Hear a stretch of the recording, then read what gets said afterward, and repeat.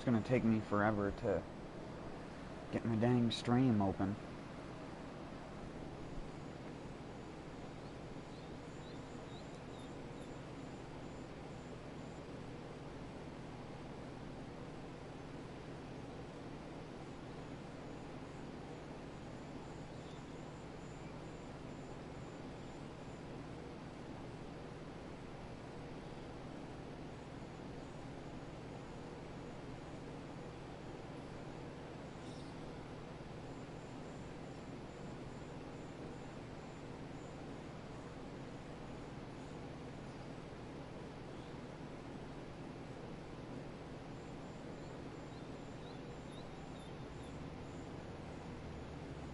Why does it do that?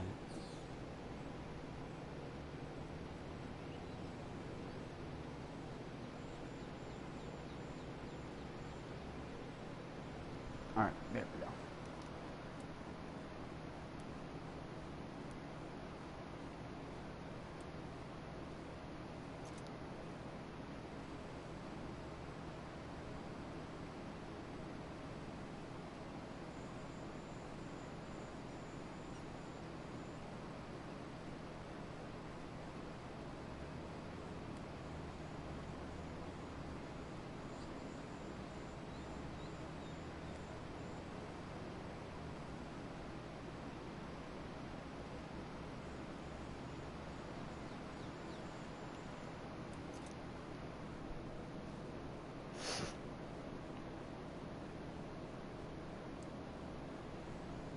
A single day can change everything.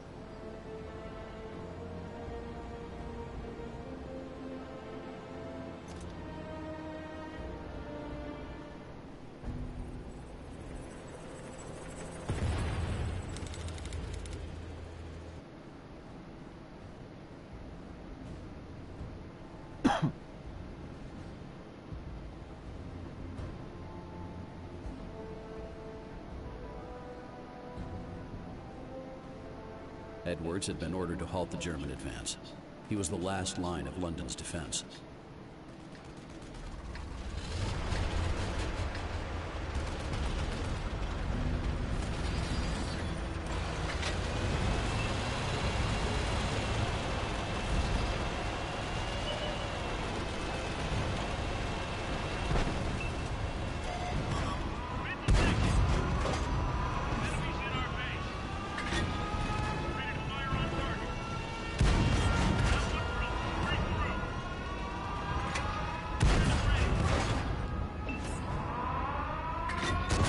Through gritted teeth, Edwards steered his tank towards the point where the German forces had been concentrating.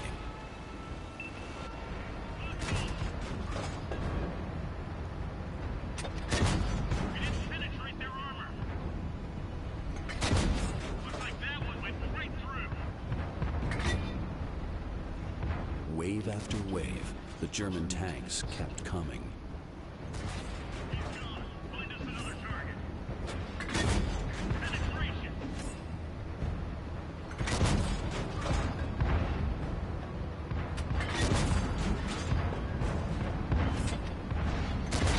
Enemy vehicle destroyed. Enemies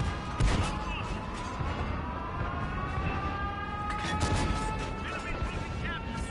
Keep firing. He's gone. Find us another target.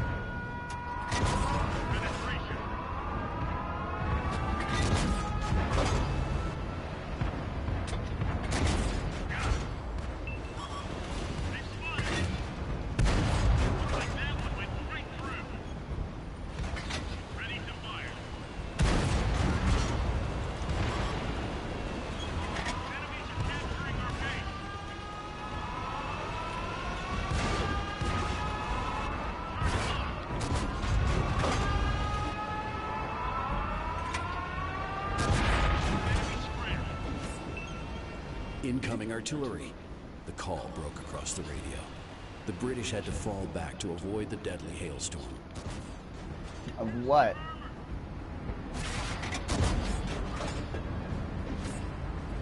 Enemy armor is destroyed. Ready to fire. Enemy artillery. One guy who has to wait 20 seconds to load his gun. That one drilled straight through. They would have never drove an artillery battery down the middle of a town like that while it was being used as an actual artillery. Vehicle destroyed. Dropping target. Capture points. Looks like that one went straight through. How did that pen? We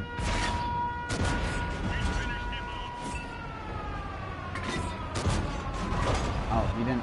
He was turning, not. Penetration.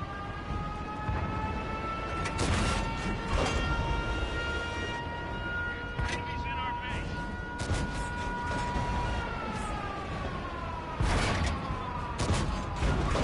Dang it.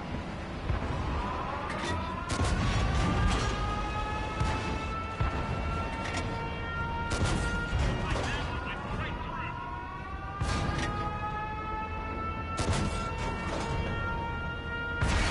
They're trying to capture our base. Enemy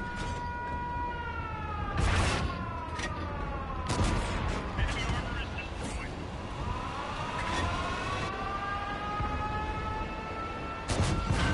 Aw.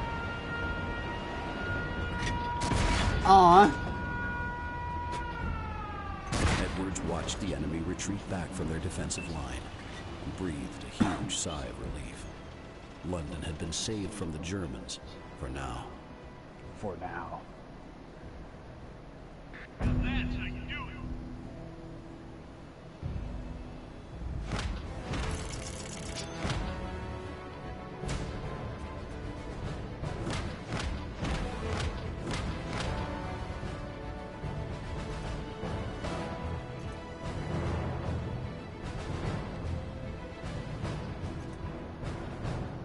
Now, all we need to do is do that 30 more times. And we're golden.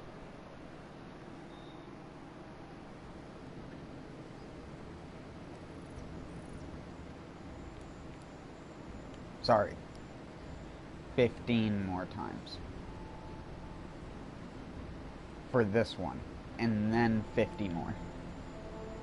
Is actually what I meant.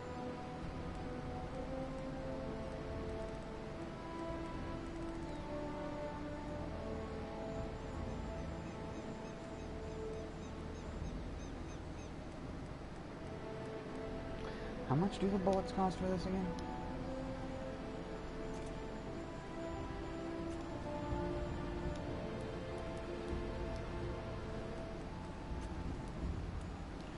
New. Is it always going to put new there? I don't care if there's new shit.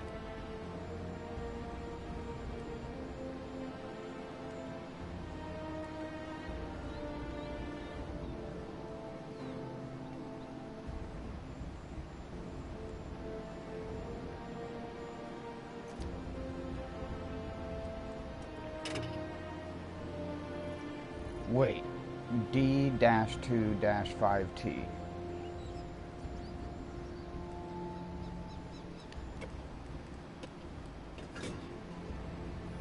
Wait.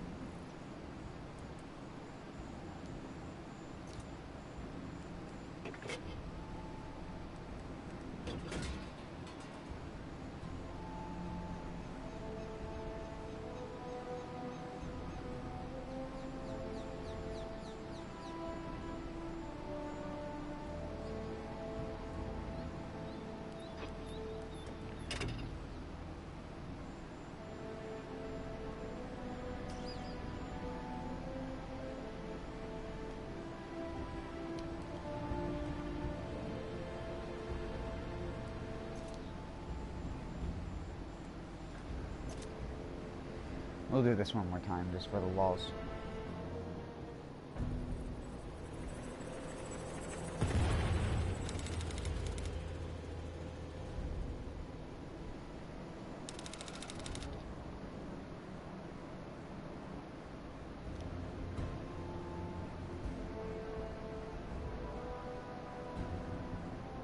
Edwards had been ordered to halt the German advance. He was the last line of London's defense.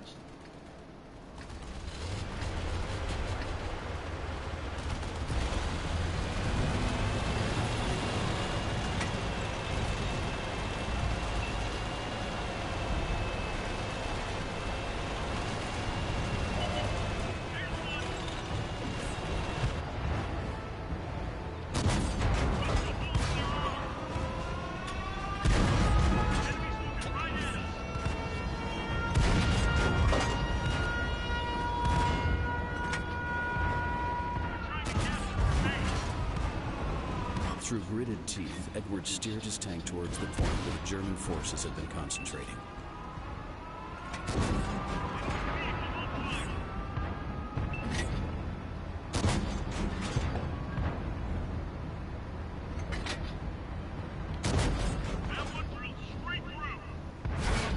Wave after wave, the German tanks kept I coming. just turned my overly inaccurate gun into a Conqueror gun, which is still one of the most accurate things.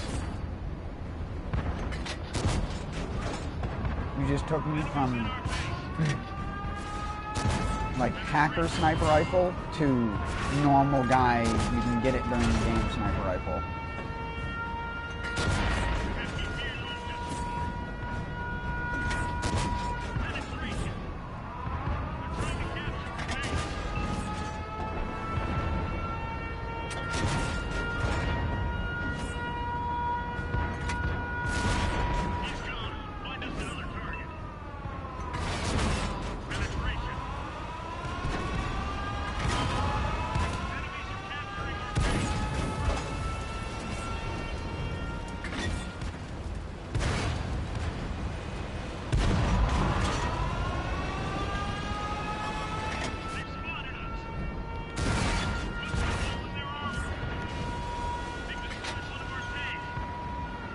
Incoming artillery.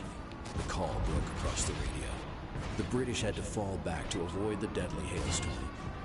Nope, we don't. We just have to shoot him twice before he spends 20 seconds reloading.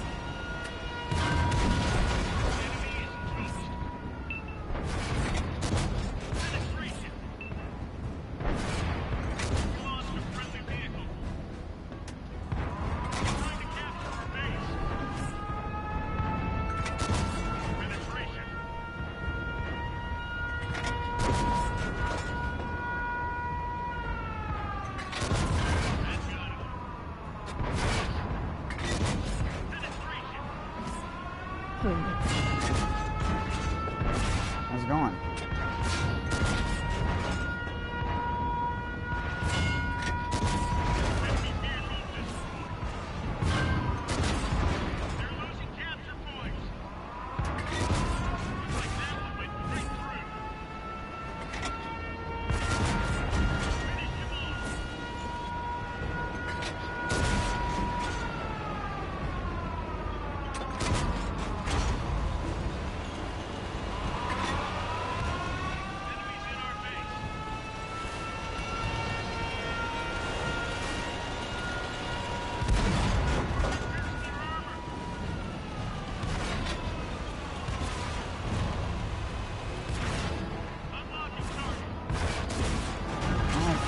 Fast enough to detrack him.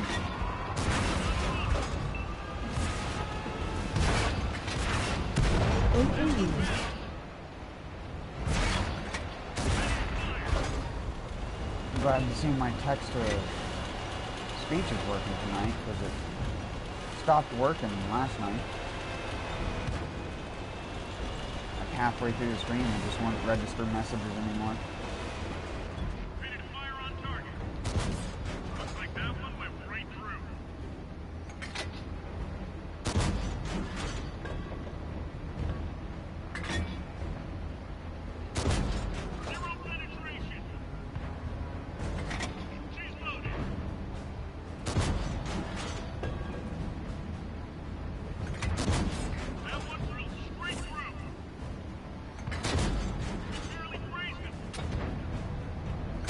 Edwards watched the enemy retreat back from their defensive line and breathed a huge sigh of relief. London had been saved from the Germans, for now. Rib. I like how on that flag up there, there's just a World of Tanks logo.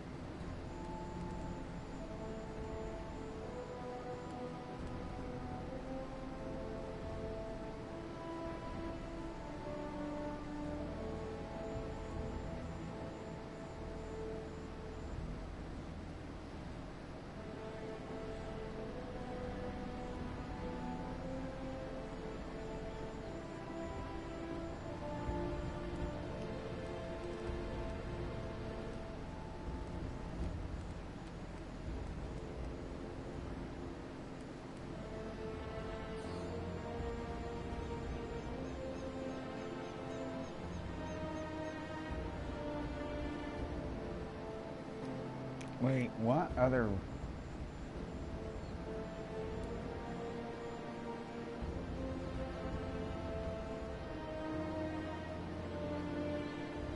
It has armor-piercing rounds?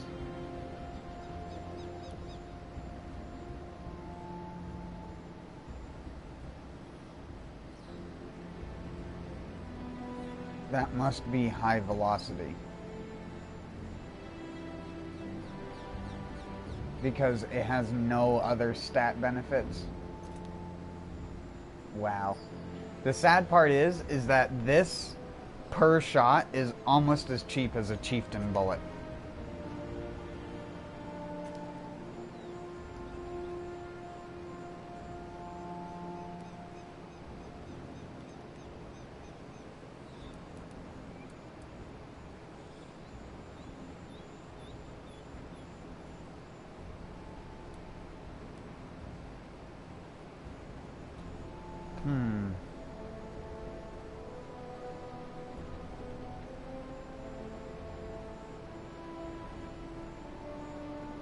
There's no way this would work. There's no way. No way in heck. Just out of curiosity, like, what the fuck happens if you bring one of these things in? Is it gonna throw, like, hard tanks at me, or is it gonna throw tier 2s and 3s at me?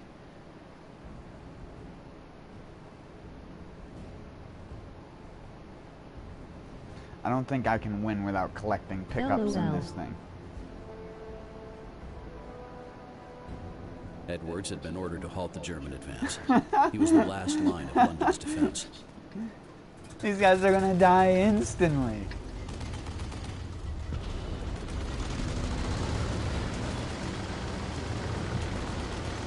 A Cruiser 4. What are they? A PZ-35T and a PZ-1.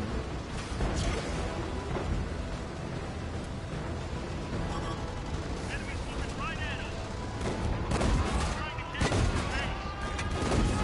Looks like that one went right through.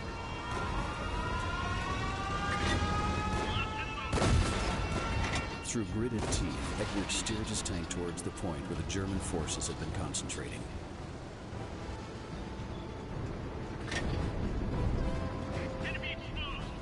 It's so funny seeing these little tanks.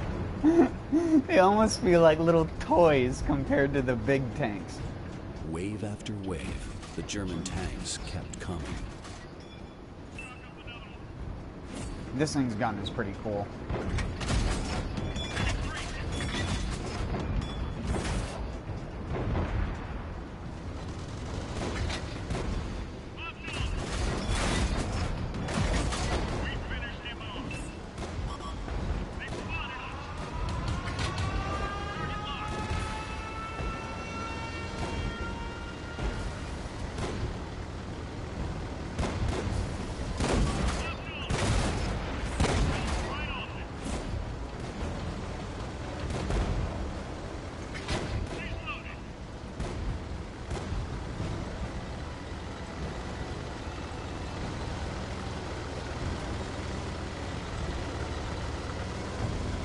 Enemy artillery! Is it gonna be so small that I can't shoot it?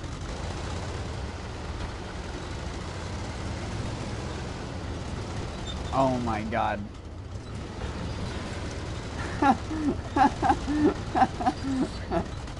Incoming artillery. The call broke Volume across up, the radio. volume down. The British had to fall back to avoid the deadly hailstorm. It's a Wasp. I can't pen it. And it loads in 7 seconds.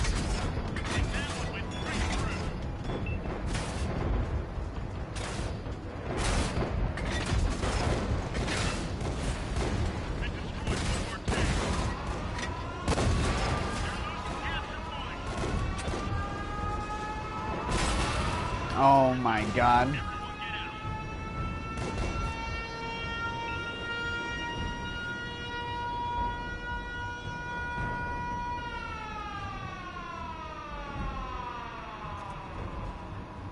I thought that was going to be easy until they started sending tier 3s out. Oh my word.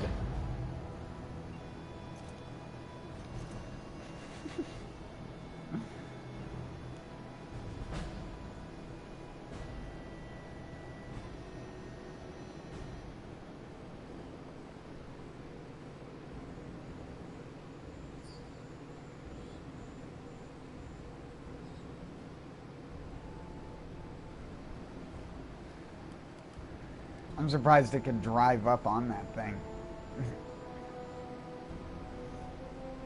See, like, this thing's good for PvP, but I feel like in a war story it would actually be terrible. Because it has no survivability. Has no survivability. A 20-second reload, which is like 15 seconds or whatever, in actuality, when I say that. But it's still like... Edwards had been ordered to halt the German advance. It's He was the not last actually line that of London's great. defense. Its only upside is in PvP. You can just turn the corner and one round a dude. Oh, I don't even get snipers this time? Oh, they're mediums.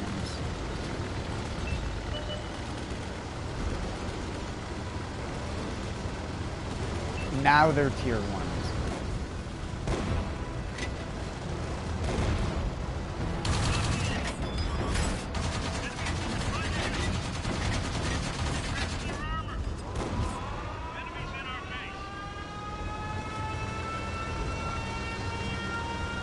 Through gritted teeth, Edwards steered his tank towards the point where the German forces had been concentrating.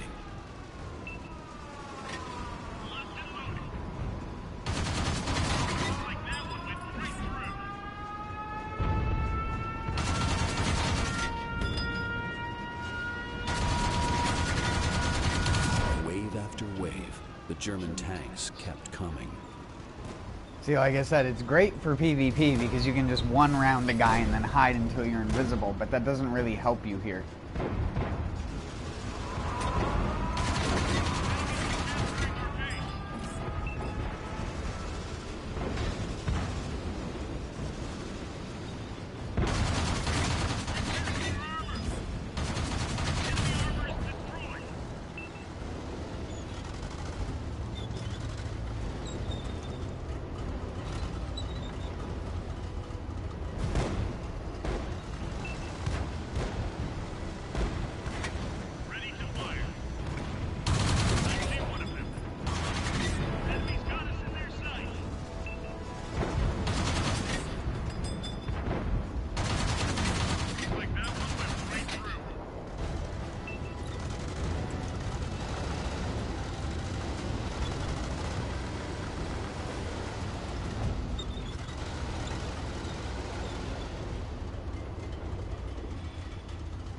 Incoming artillery.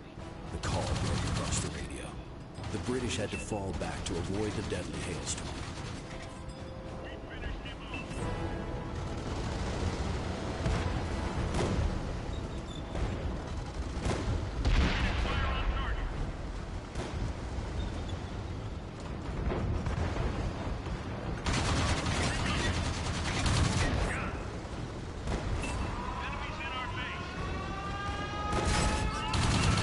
Oh my god, really?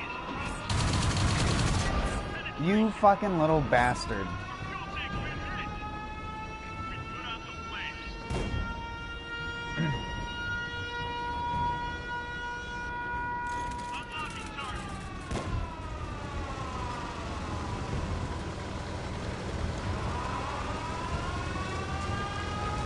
Run.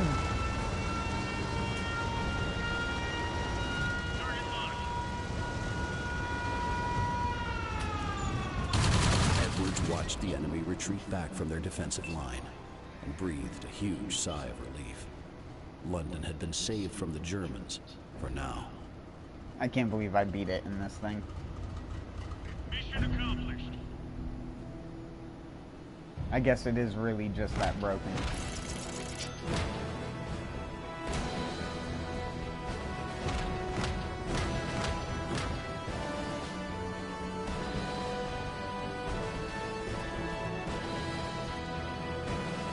Not 100, but 99. Dang it. It just had to be that way. Just making sure my mic was on. Also, what's up? What's up, taters?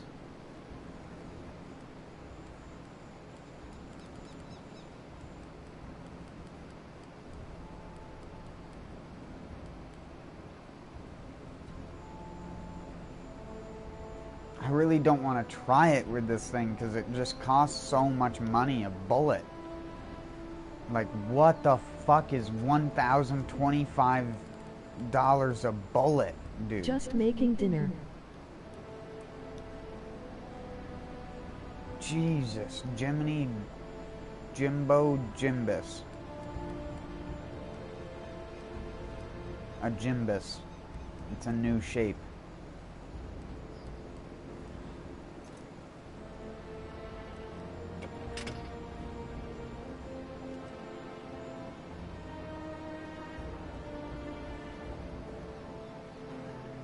This tank looks like somebody took it and just went, like put their hands around it and just squeezed it. And that's how it got this shape.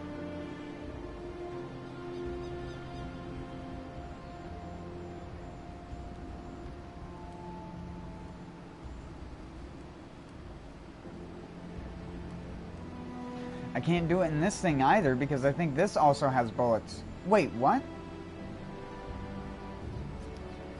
UBR 420. What does this thing fire? 471.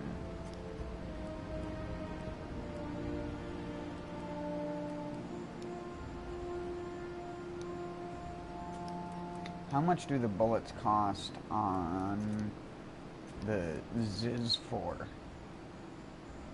56. It's my little pump gun. This is my toy gun.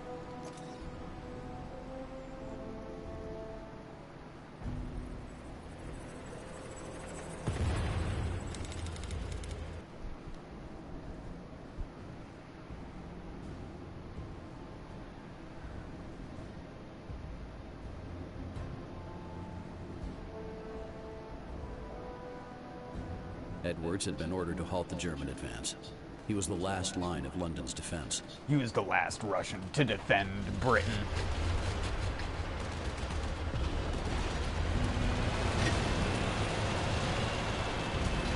All it took was one Boris to win the war.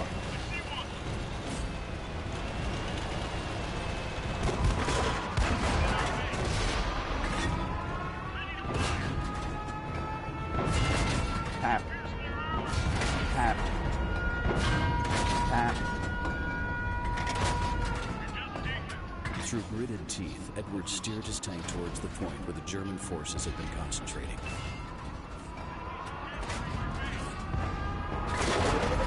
I feel like I'm like aiming over a dinner table when I look in this view. It's like, got a nice spread laid out. Wave after wave, the German tanks kept coming.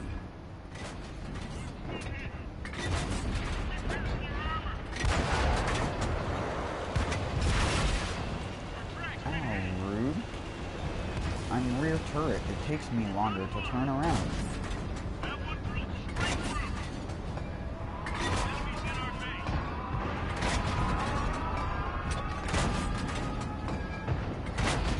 Just dig them. We were shooting split balls. That one did some damage. Zero penetration. Enemies losing capture points. Keep firing. The noise. More tanks. They spotted. And I hear that in my fucking dreams.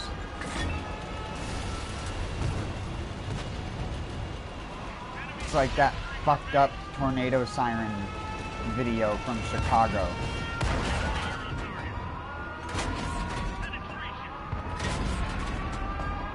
Incoming artillery. The call broke across the radio. The British had to fall back to avoid the deadly hailstorm. That one drilled straight through. Driver is hit. He can barely steer. Who is hitting me like that? Oh. I have no one left, basically. Oh, this one terribly.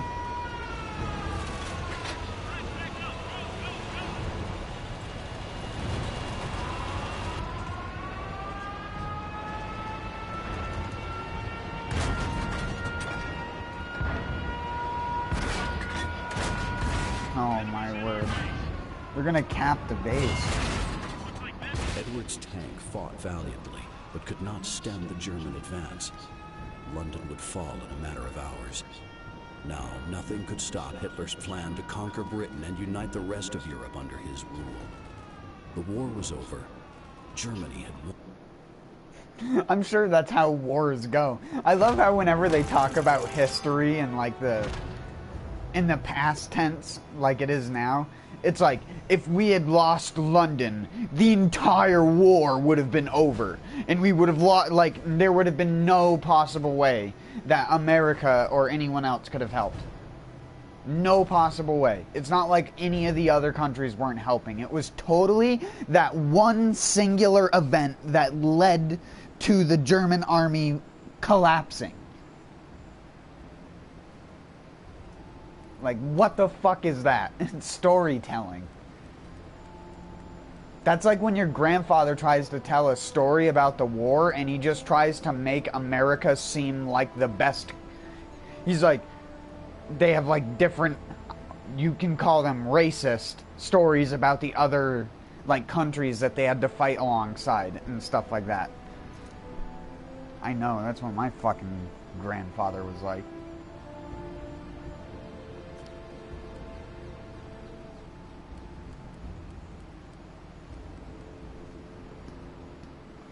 My grandfather on my mother's side anyways. Not on my dad's side.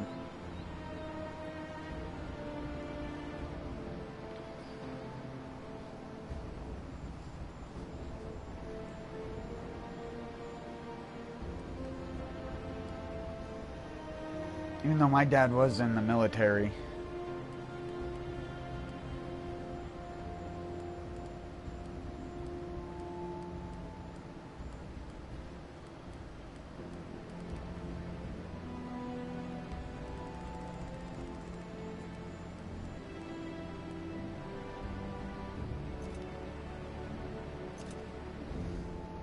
I've talked about it before, how he was stationed in Panama.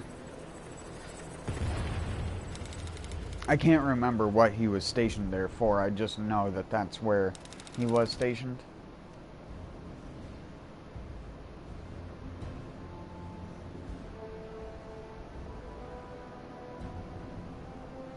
Edwards had been ordered to halt the German advance.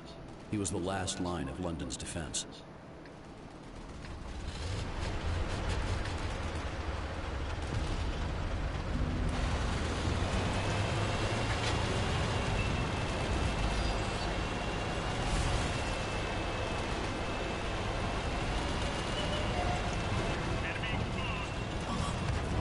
Enemies got us in their sights. Enemies in our base. That one drilled straight through.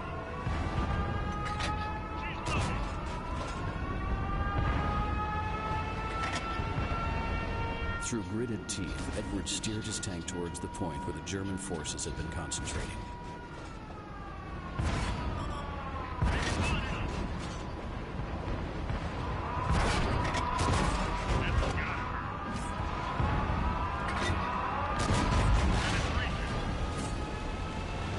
Wave after wave, the German tanks kept coming. Dang it.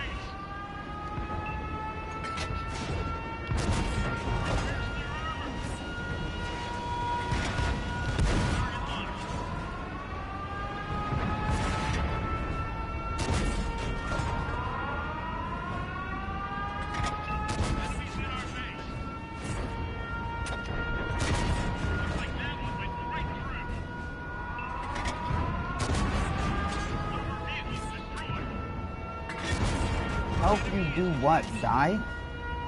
That's what you do well, bot. Enemies are capturing our base. We pierced their armor. Come on, set his engine on fire. Why'd you put the engine in the front of the tank? Just so that there's another thing to blow up in front of your guy's face as they die.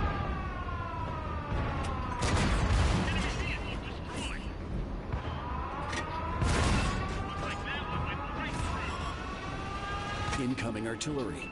The call broke across the radio. The British had to fall back to avoid the deadly hailstorm.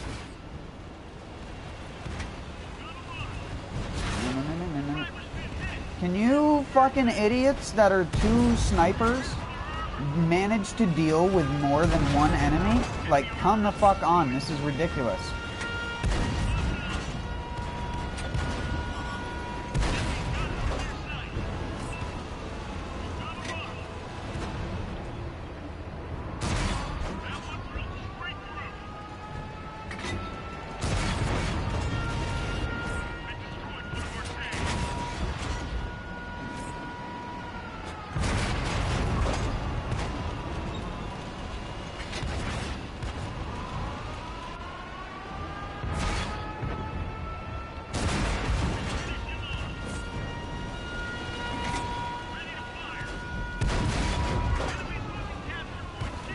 Don't set my gas tank. Don't set me on fire. You little rat bastard.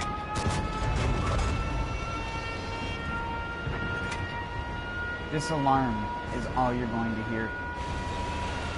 If you want to hear a better alarm, look up the fucked up tornado siren from Chicago. That'll haunt your dreams. Dang it.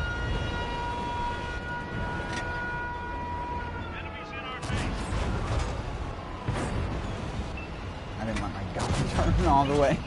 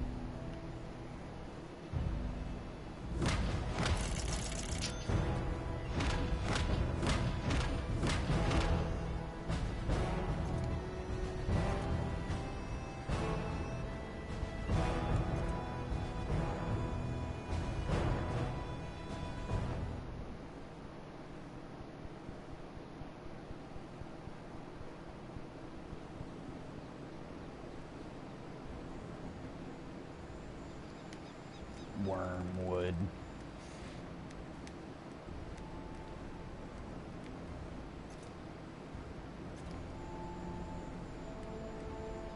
Wait, what the fuck? The concealment?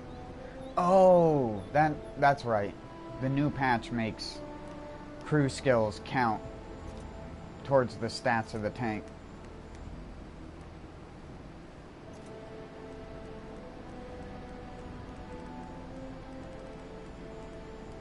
See what I mean?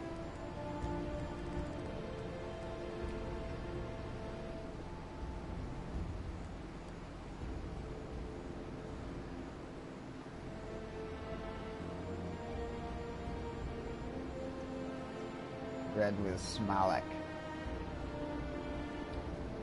Spaghetti and meat sauce. It's not spaghetti and meatballs, because in the MREs that they made back in the day, it would just be like, I don't want to say crappy homemade, because homemade is probably better than a lot of this stuff, but you get that person who doesn't really know how to make spaghetti and meatballs, so instead they just basically make goulash, where they just like put ground hamburger in a pan, chop it up into pieces after it starts cooking a little bit, and then dump it into a frickin' thing of like store-bought spaghetti sauce that they put in a saucepan and heated it up a little bit, and then they dump it onto the noodles that they cooked, and that's spaghetti.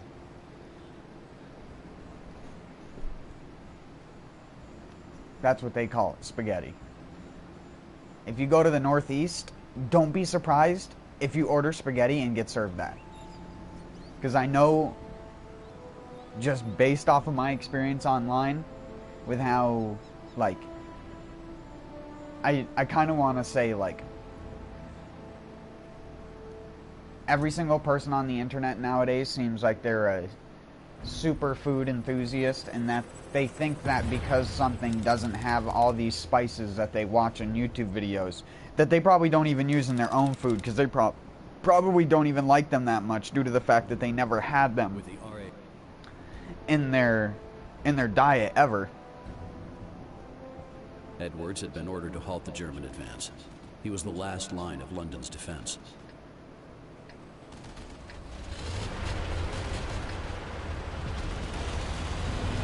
It's like, it's funny to me when people who are clearly kids nowadays say stuff like, oh, my parent, we like, would make like fresh spaghetti sauce and stuff like that. Maybe back when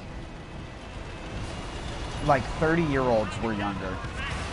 But like most of the Generation X or whatever you want to call it, the new generations, I'm technically a part of that, as I don't qualify as a millennial. German forces had been concentrating. But I'm on the older edge of that.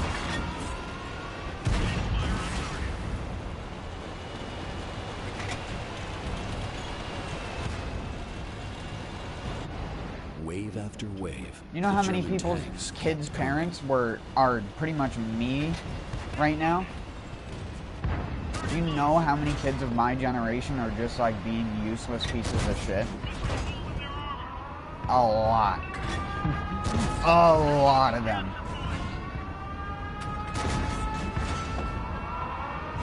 Are they contributing anything? Are they trying to get smarter? Are they trying to learn about the world about them? Or around them? Are they trying to do anything like that could possibly help or benefit our knowledge or anything like that? No, probably not. Are they trying to like change or sculpt minds because they have the ability or power to? Nah.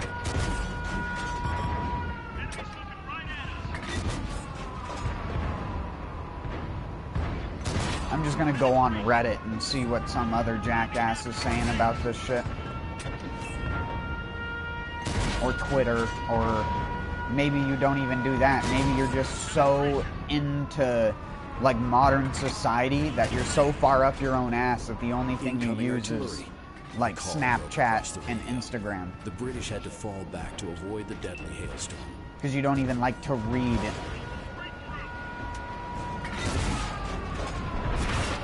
You just want to see pictures of shit that you could go and do or learn about yourself, but then act like, oh, there's no way I could possibly learn that. Also, I'm fucked because my ammo rack.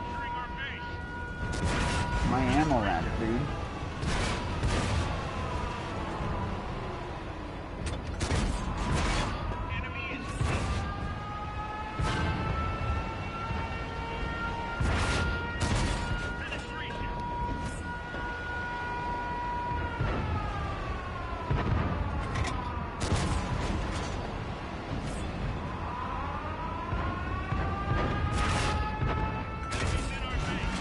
Lord. I think I'm gonna die.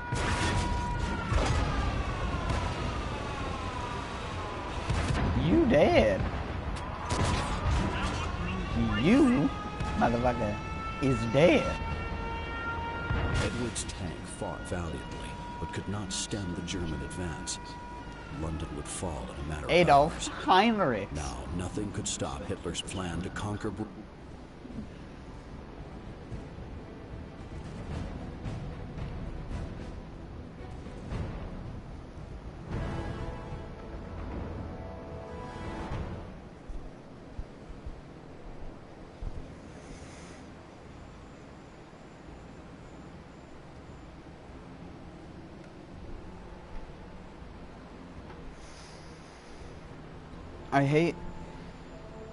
I hate thinking like that though, but it's the majority of that is the truth.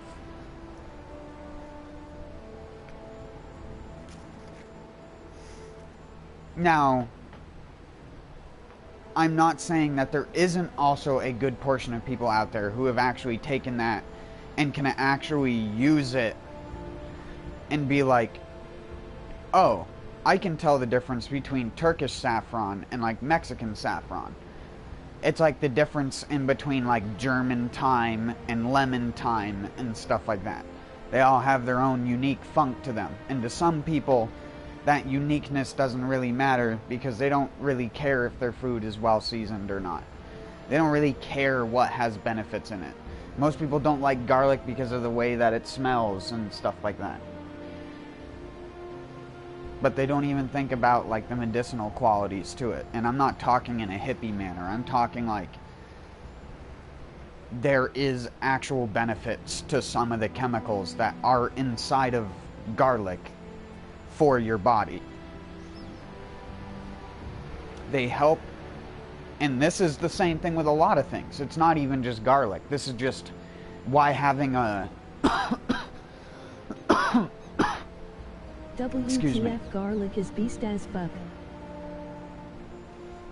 Some people don't like it. I'm personally one of those people who I don't like garlic a lot.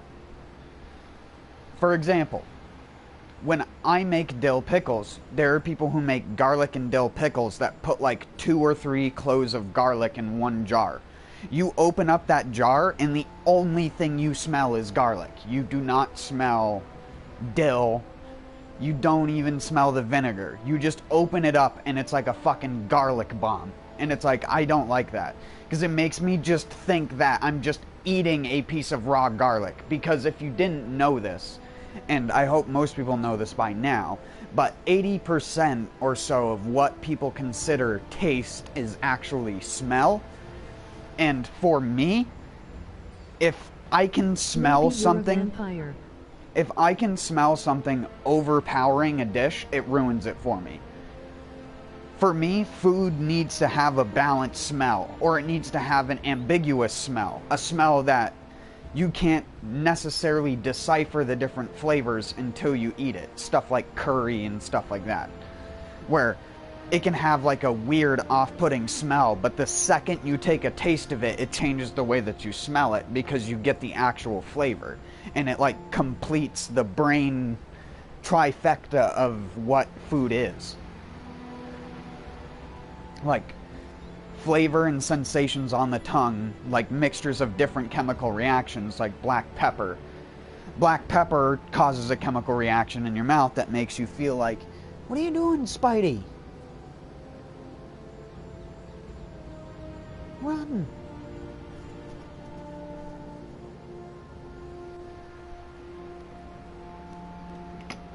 Sorry, I saw a spider running across the floor. Little, grass spider. No clue how it got in there. But he's in there now. Oh look, it's a lacewing.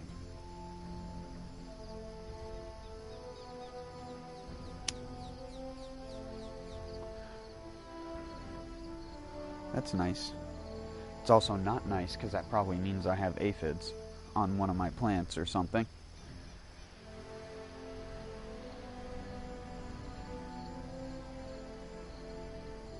Lacewings are these like fluorescent, almost highlighter green, four-winged insects that are predator insects, and they eat small, soft-bodied insects. I think they're in the same, either the same family or order as dragonflies because of their four wings.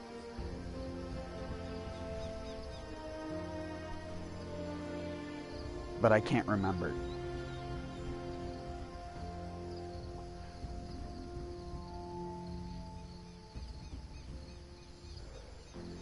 And they're called lace wings because, as you can probably guess, their wings look like lace.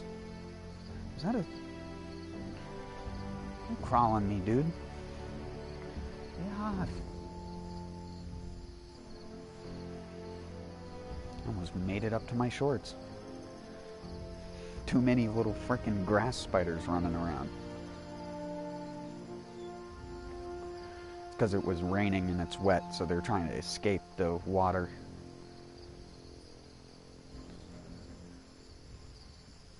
You know, so many people who would freak out in that situation, having a spider just doop, doop, doop, doop, doop, doop, doop, doop, crawl up on them.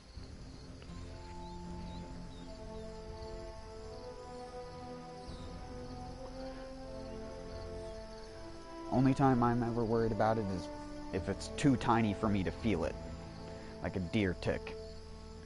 Normal spiders and stuff like that, I don't care if they crawl on me. They're not looking to eat you. You're way too big for a spider to eat. Even the largest spider on the planet doesn't want to eat a human. It's only going to attack you out of defense. As long as it walks up onto you on its own, you don't have to worry about being bit.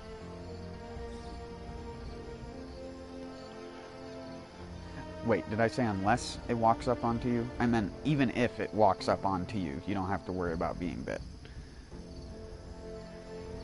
Only when you're like antagonizing it by like poking it with a stick or something and it gets angry, it goes into a defensive mode, and then whenever you put your hand or something close to it, it wants to bite, and it's biting defensively. It's not biting to eat you.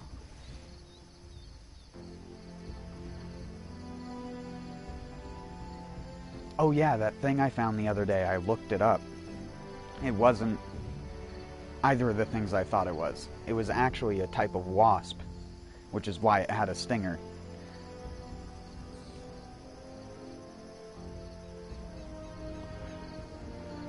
Ichneumon wasps, or however you're supposed to say it. It's like Icheumon or something like that.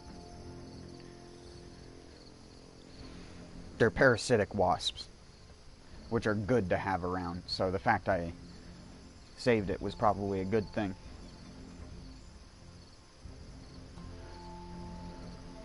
The legendary Jumbuck.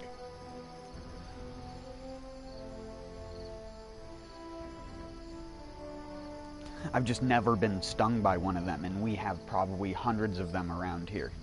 They look like a red fly that has a really long abdomen, and that's the only way to describe them, but they're actually a wasp.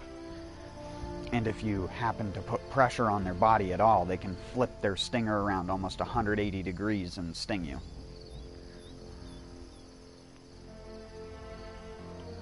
Because of their long abdomen.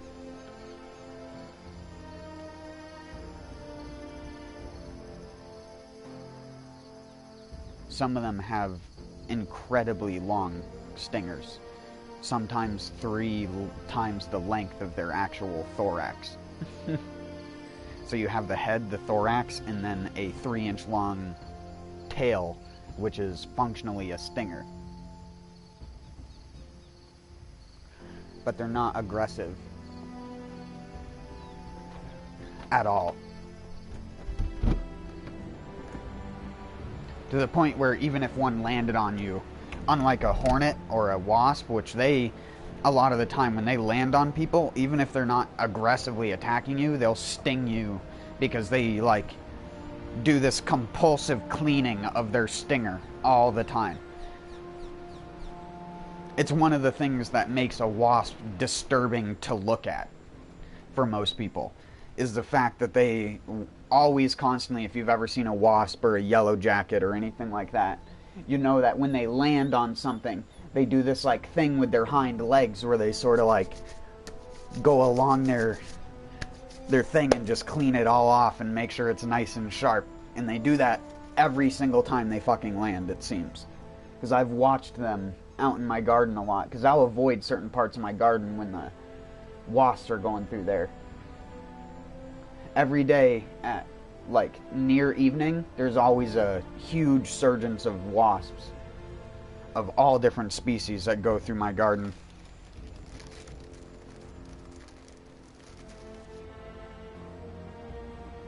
Which are good, because again, parasitoid wasps normally gather types of things that are bad for your garden. So, or they sting them, or they implant their eggs on them. Like around here, I've been getting hornworms. But every single time I found a hornworm that had these white balls attached to its back. And like if you tried to take one of them off, they were like pretty firmly attached to the back of this little worm, which is technically a caterpillar, but they just call them hornworms because of what they look like.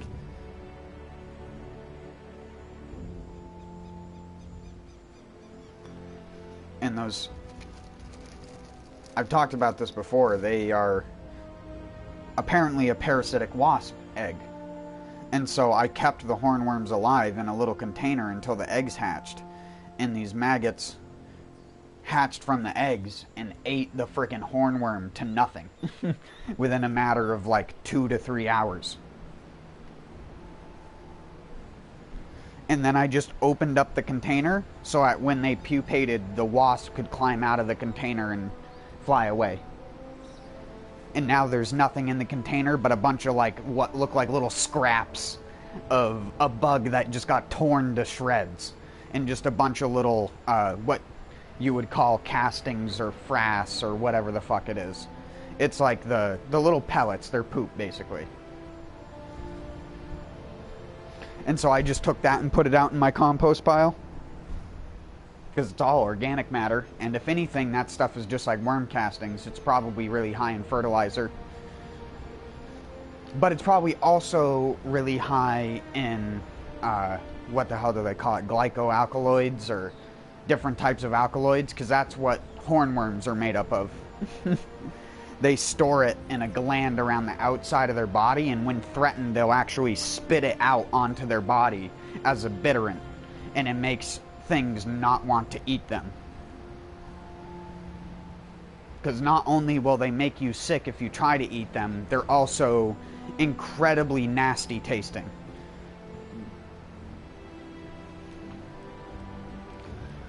It's like stink bug type nasty. Of course, I've found over the years that stink bug stink highly depends on the type of stink bug that it is. Marmorated stink bugs smell way worse than our native stink bugs. Marmorated stink bugs are invasive, if you didn't know.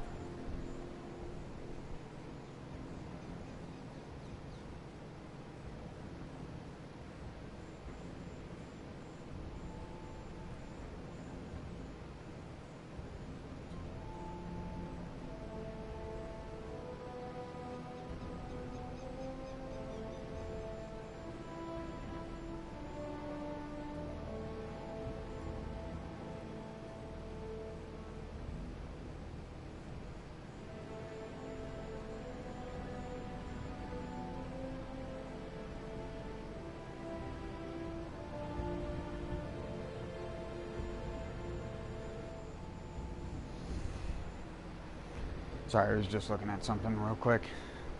My computer. What's weird is, I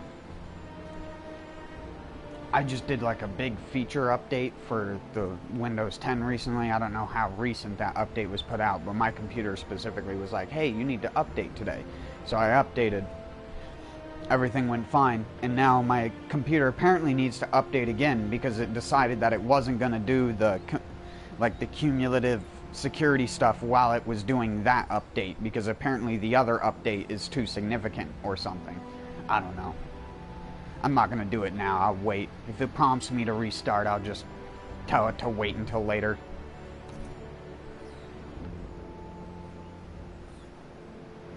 Here, let's do a different one. That one's easy, but it gets annoying hearing the sirens over and over and over again. So we'll just do this easier one.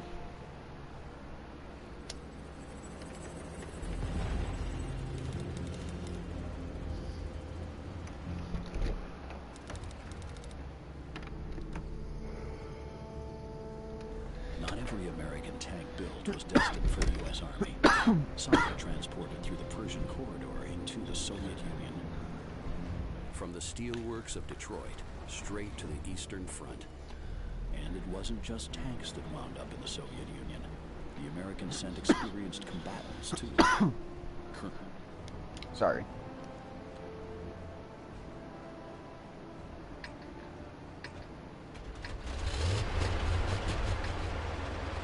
The Germans had launched a preemptive strike I bet if on the you Russian armor. went around here long enough, you'd probably find a jumbuck or two.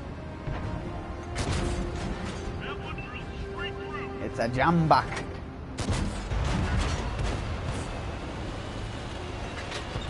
I got a jumbuck stuck inside my billabong. Get out of there. Enemy armor is destroyed. Looks like that one went right through. I love that they spawn on top of each other. Such good.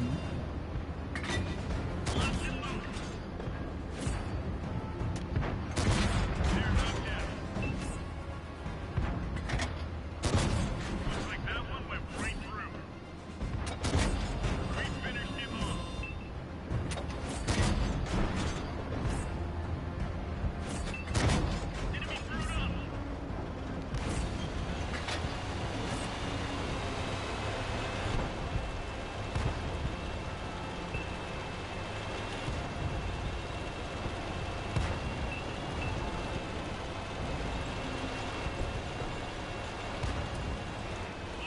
thrown up. The enemy knows our location.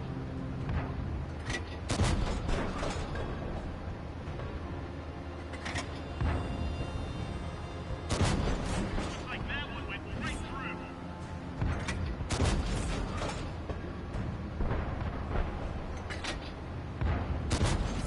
Enemy vehicle destroyed. Punched a hole in their armor.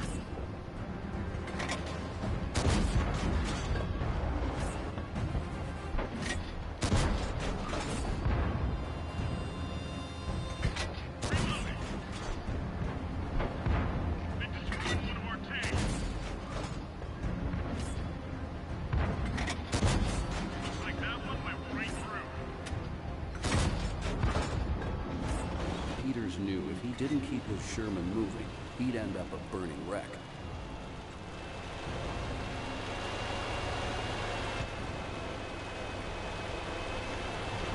No, there's a moth in here.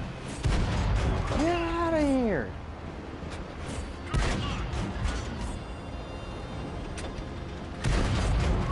Shock up another one. Get out of here, dude, before I put you in the spider terrarium. Enemy exposed. Better not be on my TV by the end of this. I see one You're of them. getting thrown into the wolves, bud. No! It's just a bunch of little shitheads.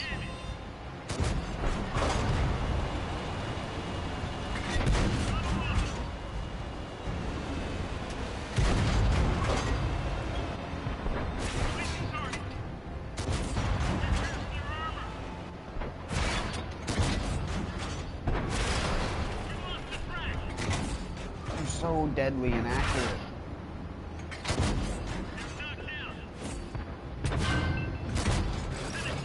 Help! Help! How did that hit? How did that hit? With the German tanks routed, Peters looked at his Sherman crew with pride. They had passed their first test admirably.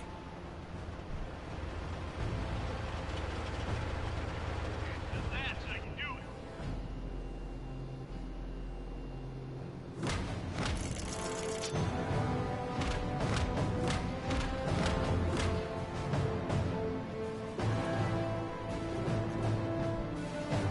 Did text to voice lady glitch out again?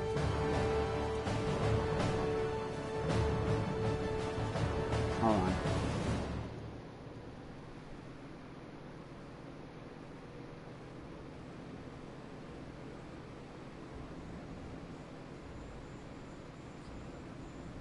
Why does that keep happening to me?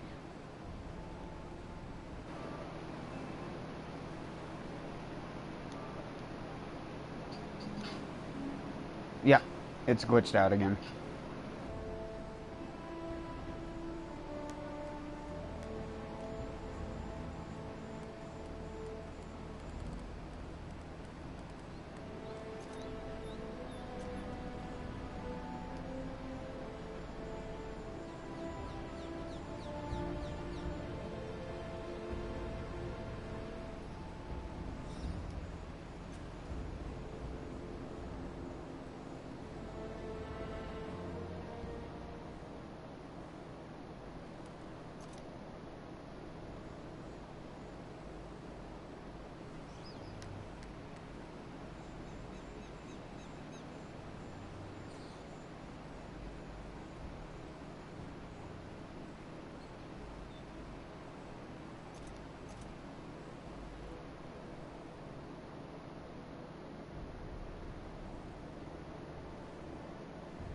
Weird. I wonder if that's a common issue that's occurring with people.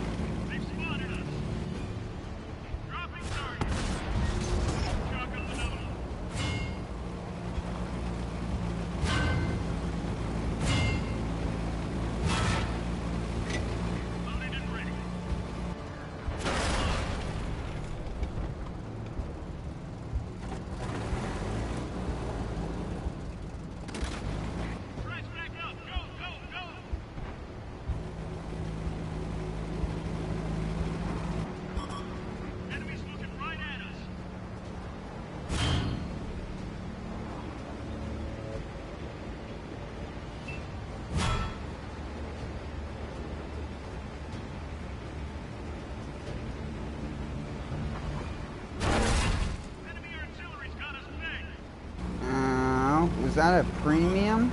They spotted us. That had to have been a premium ammo.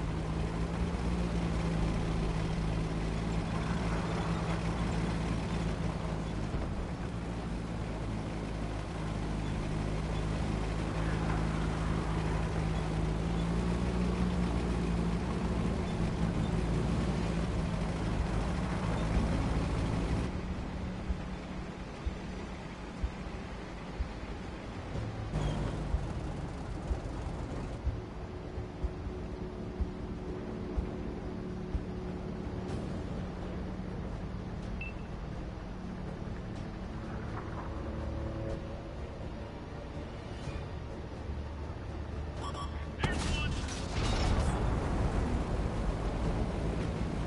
We've got a lot.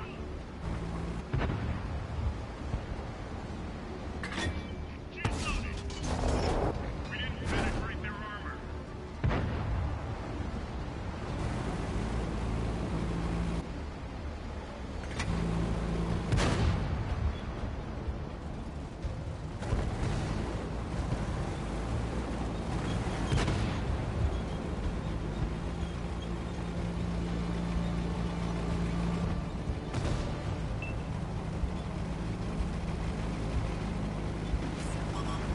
Enemies got us in their sights. No! Enemy here. I exposed myself to kill him and now I'm gonna die. Heads up. Artillery. Is that even worth it? Is it worth it? Is he gonna get away? We're in lock.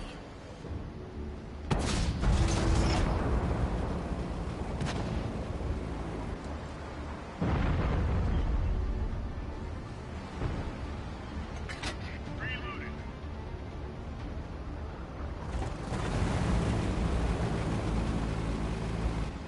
We've got a lot. Enemy smoking. Damn it.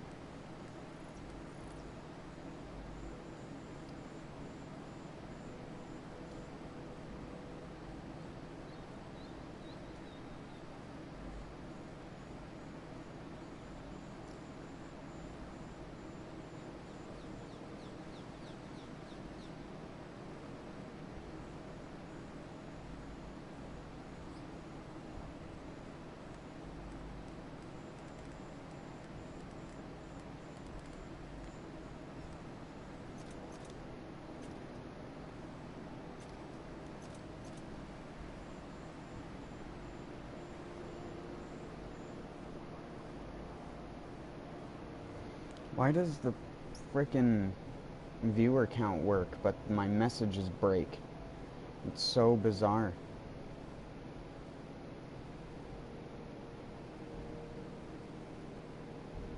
It's gotta be on YouTube's end.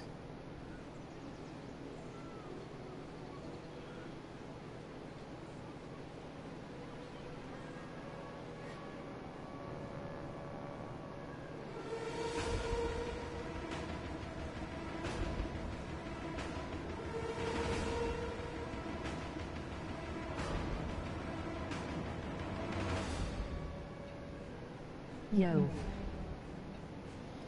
Oh, what the hell? Now it's working?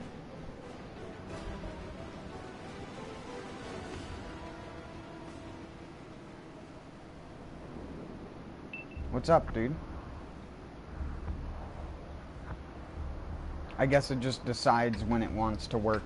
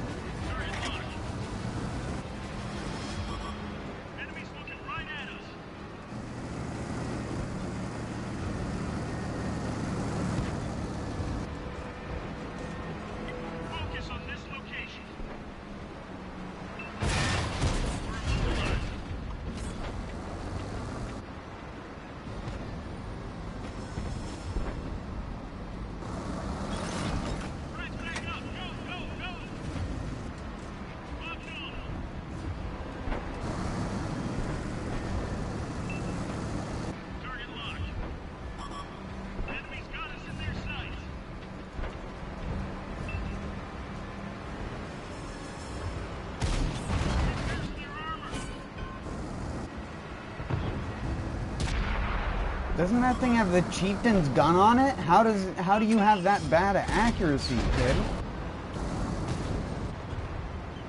How does that work?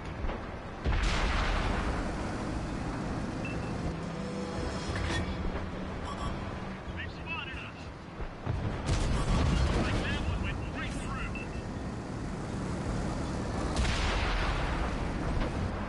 Ready to fire on target.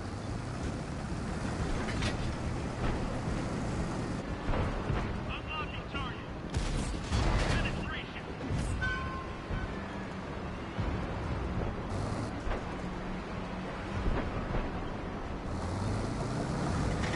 Ready to fire. Penetration. Enemies got us in their sights. Focus on this area. Like that one went right Did I just pen the gun with a D25T? Enemies looking right at us. Would only...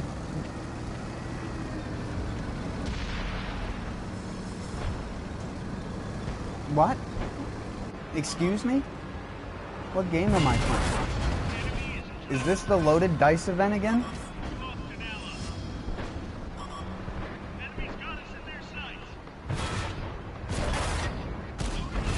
sights. What? What? That was horse. That was cockamamie. Oh. This vehicle's headed. Double conk.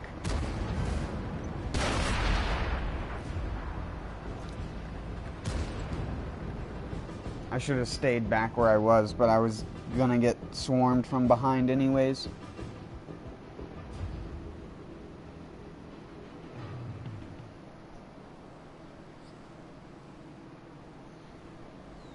Oh yeah, apparently my text to voice only works when it wants to. I don't know why. So sorry about that, but yeah. If you've never played this game before, it's much more of a strategy game than a third-person shooter, as it would seem at first.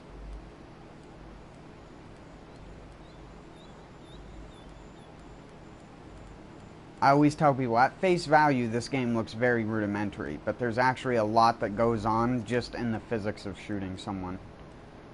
Because of stuff like this. I can't imagine what the calculation system is like for the servers to be able to calculate pens on the fly. To be honest, it really is like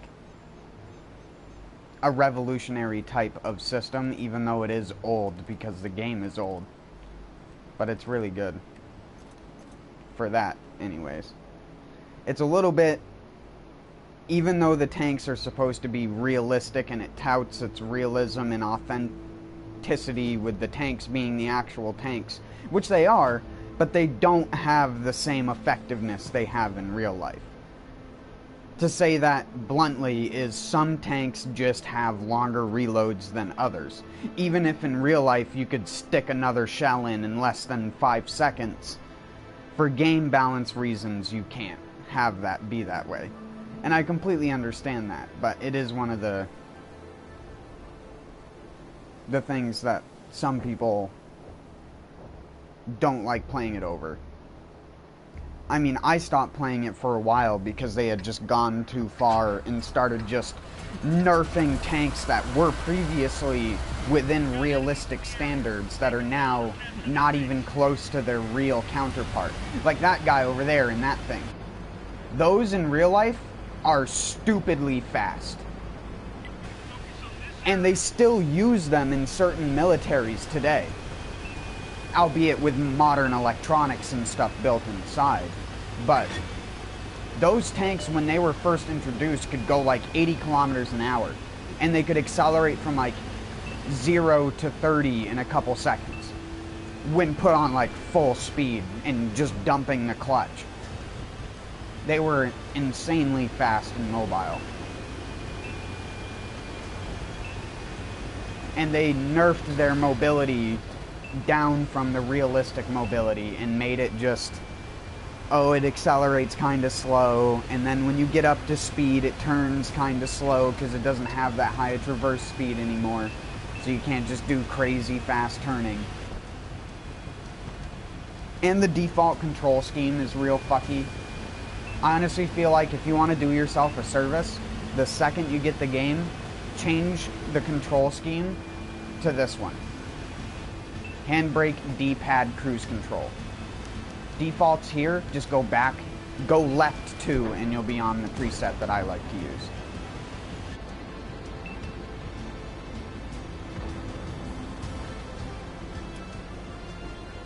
If you don't, default handbrake is literally on down on the D-pad. So it's impossible to turn and press the handbrake at the same time. Because whoever the genius was who decided the default controls obviously never used the handbrake button.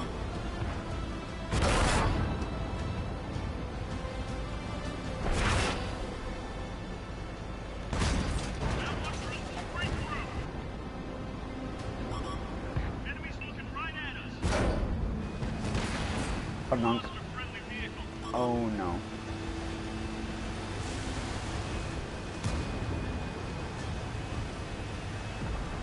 Kill him! I got this little fart.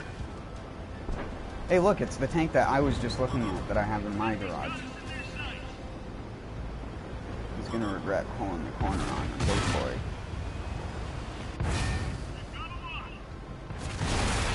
Oh my god, I didn't deal damage. Yeah.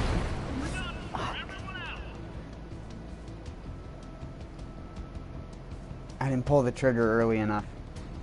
I hesitate because you need to get a flat shot with that gun or else it doesn't pen. And you get 0 damage instead of 800 damage.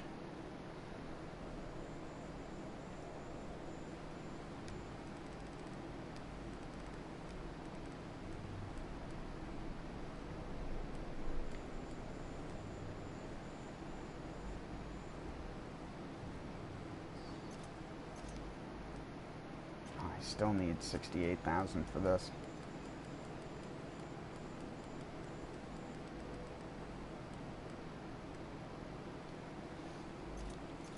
If you want to see what a max level tank looks like, here's one. Also, FYI, it takes a really long time to get to a tier 10 tank. Unless you, of course, spend money on the game.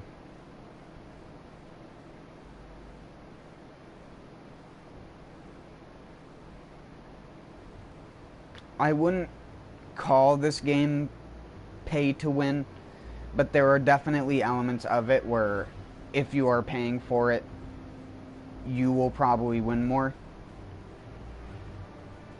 Because you're going to probably be buying premium ammo, which, granted, you can buy premium ammo with normal silver, but you can't buy premium tanks with silver. Those you have to buy with gold.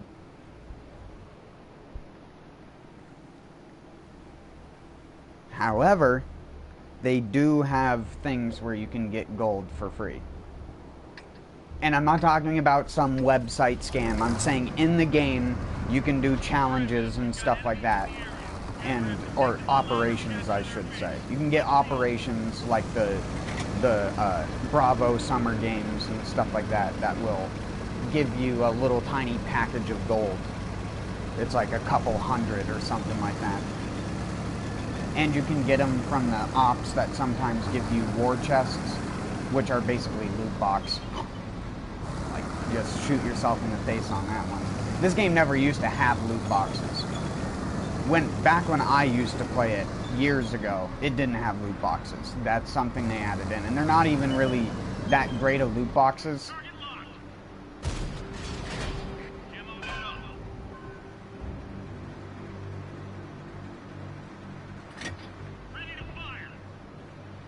I never spend money on in-game stuff anyways, so it's not like it matters to me. Do they make money off of giving me free gold and then me spending the gold, or do they not get anything out of that? Because if so, that's hilarious.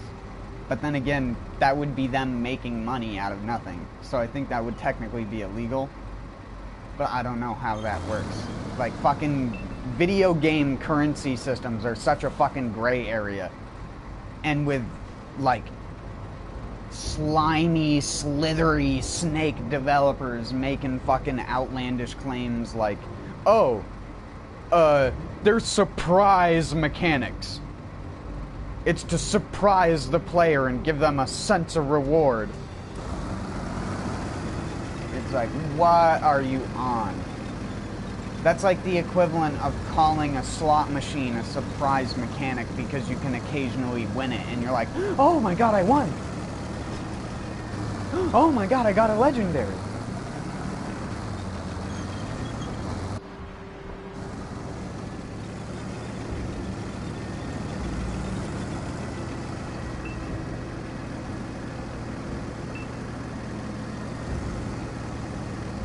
Yeah, the whales.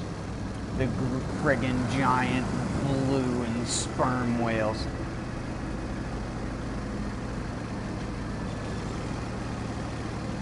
Gotta be sperm whales. Also, I feel bad for Buddy in the upper left-hand corner getting swarmed, but...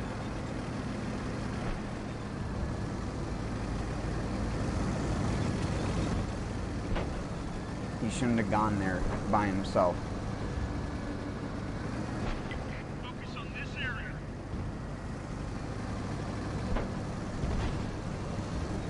I'm not going back there. I'll die too.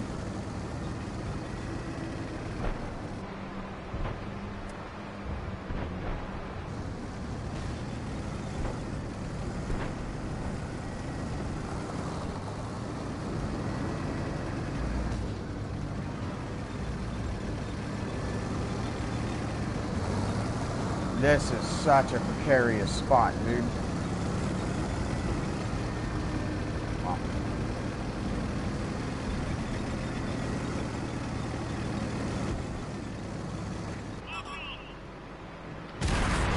Finished him off.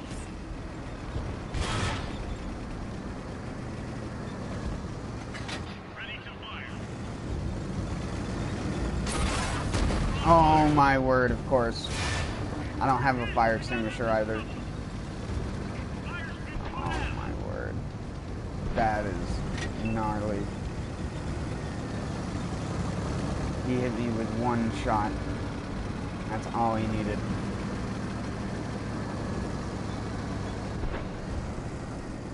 I knew I shouldn't have done that. Can I shoot that guy? Enemy exposed. Oh boy. Right at us. I shouldn't be looking that way. Should I have my turret forward? Ready to fire. Put a bullet into him. Nope. Never mind. Don't put a bullet into him. Just die. Everyone get out.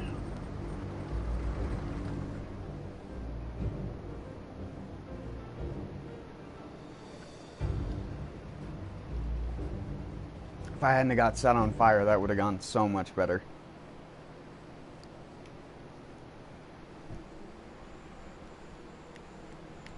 If only the chieftain didn't have such bad armor.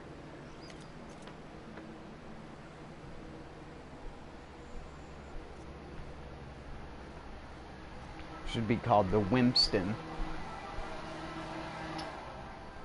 The Queefton. I'm sorry. Oh, the Goober song.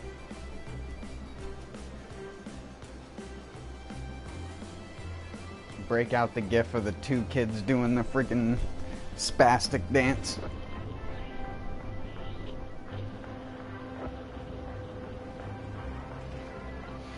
And then cue the clip of the Russian guys doing the kick thing where they do the 1 foot off and then on the ground thing.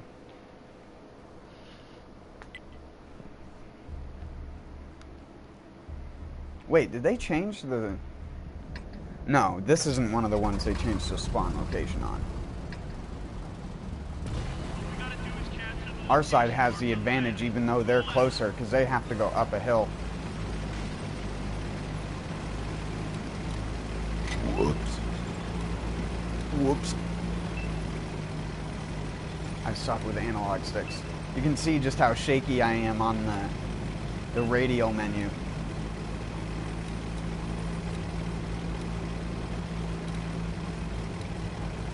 I promise you that's not the analog stick, that's actually how neurotic my nerves are.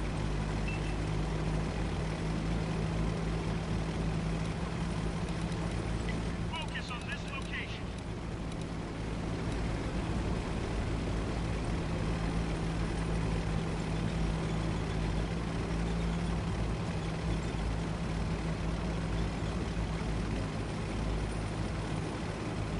I think that's why I like playing on such high sensitivities.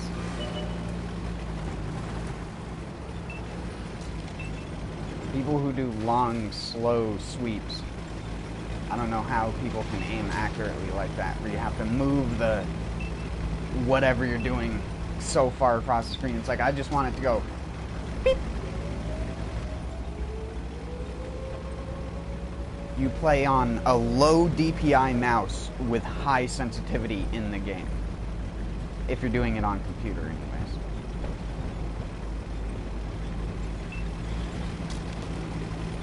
Enemy tanks in the base. Get rid of them.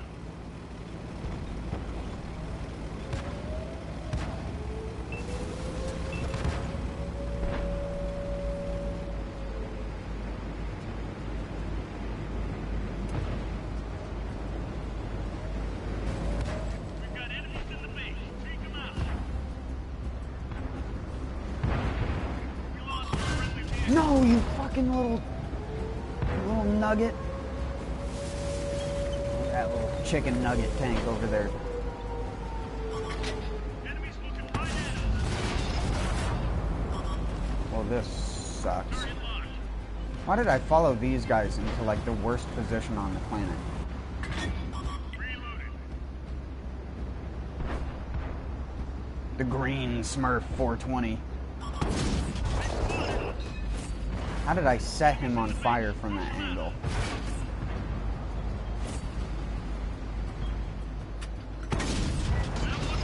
Oh my god, I needed just a little bit more damage.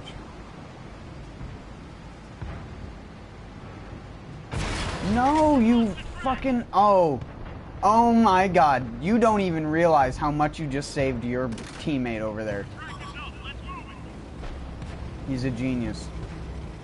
But now I can side scrape because my nerd teammates are gone. Enemies looking right at us.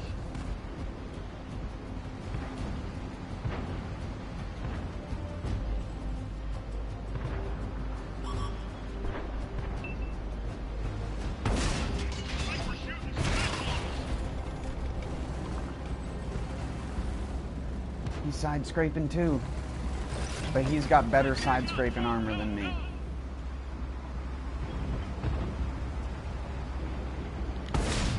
Just take them. Oh my word. Enemies got us in their sight. Your armor is so good. Reloading. Fuck! I can't... Even with max sensitivity, I'm not fast enough to be able to put it where I want to. That's what she said. Enemies looking right at us. Our tracks come off. Nerd. Like that one went straight through. Gotta shoot above the spaced armor. Above the spaced armor. We've got enemies in the base. Take them out.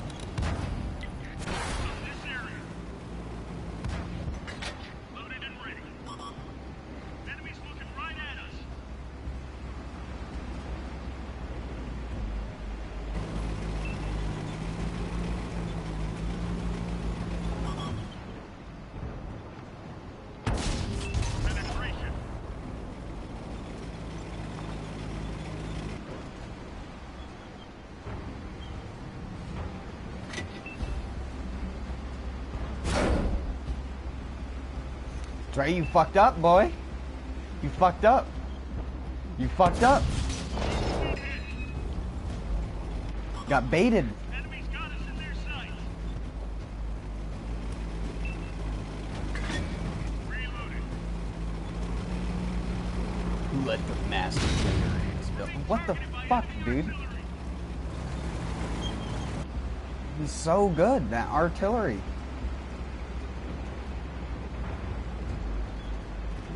He thinks he's... Oh my fucking... cock. That one rolled straight through. He's gonna turn at me? No, no, no, no, no, no, no. Take this.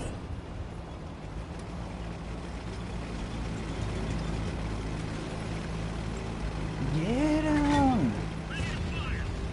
Oh, he almost hit me. Almost.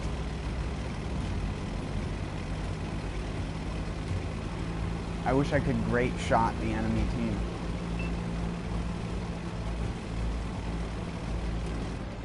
Lock it on.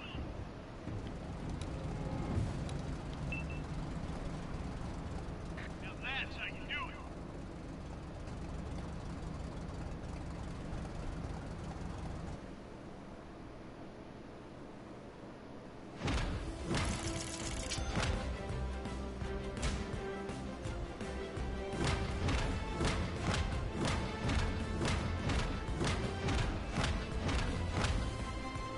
I can't believe that's only a mastery class too.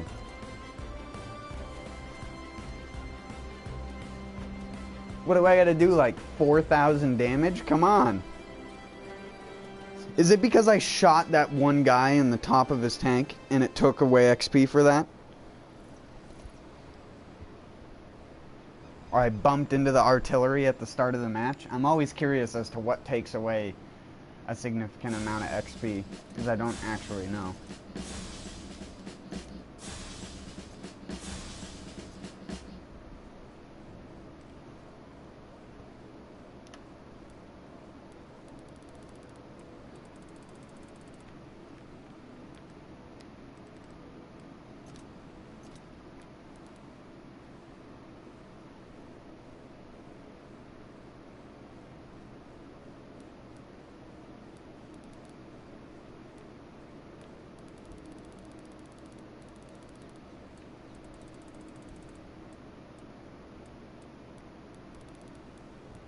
Nice, I finally got what I wanted.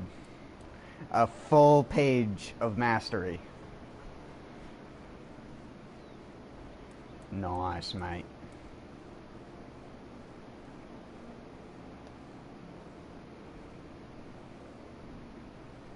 It's freaking nice.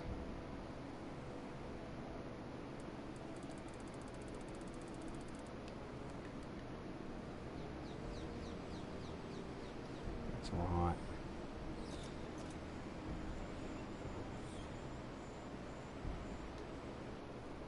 It's freaking great, mate.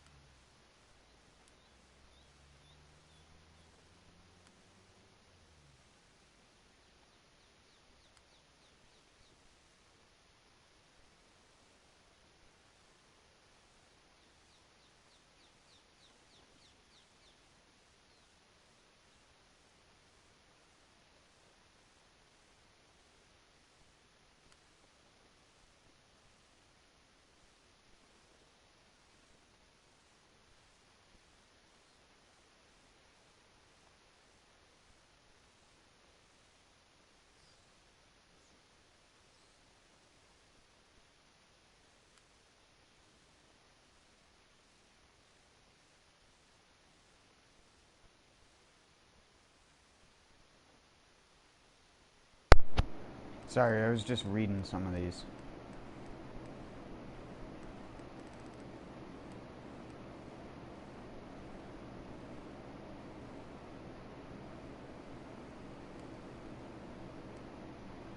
I don't quite, like, the wording there is a bit weird. It was a Finnish tank ace who destroyed 7 tanks and tank destroyers. So, he destroyed 7 tanks and 7 tank destroyers, or 7 tanks and tank destroyers, like, between them? Like, 4 tank destroyers and, like, 3 normal tanks or whatever.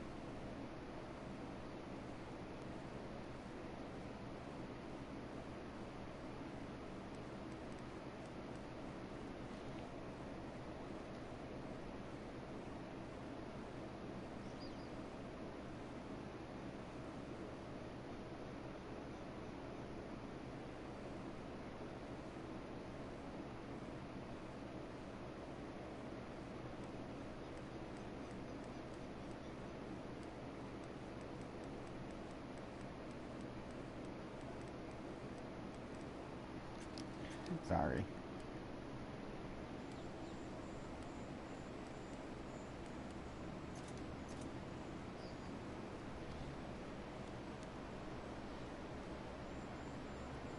What can I say? I'm a person who likes to learn.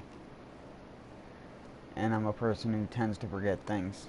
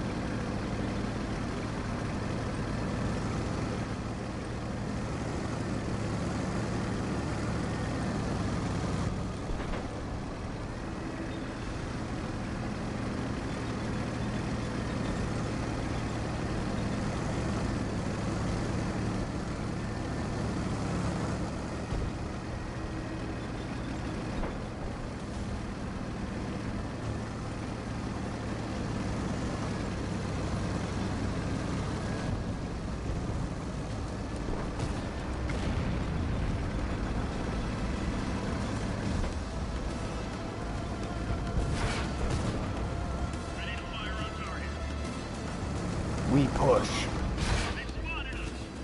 Wow, really, brother? You hit me like that?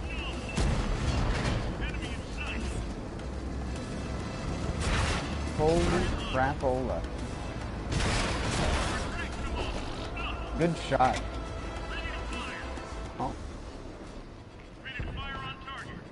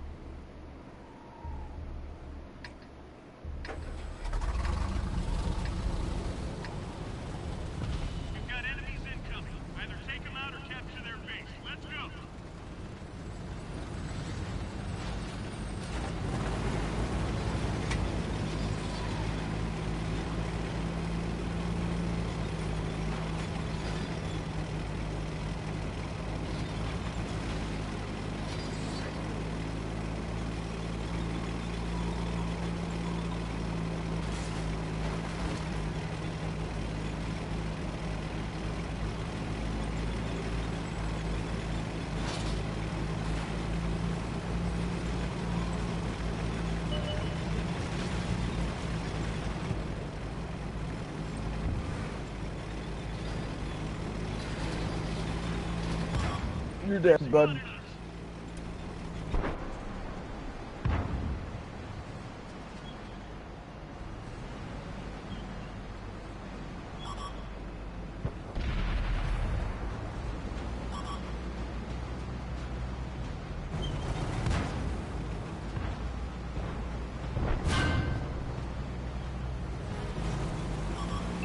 Enemy's got us in their sight.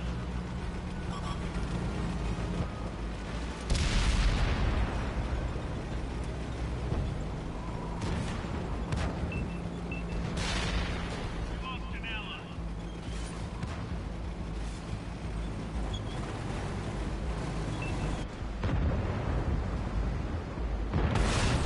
We lost all our artillery.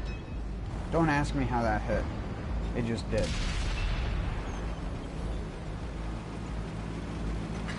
Ready to fire.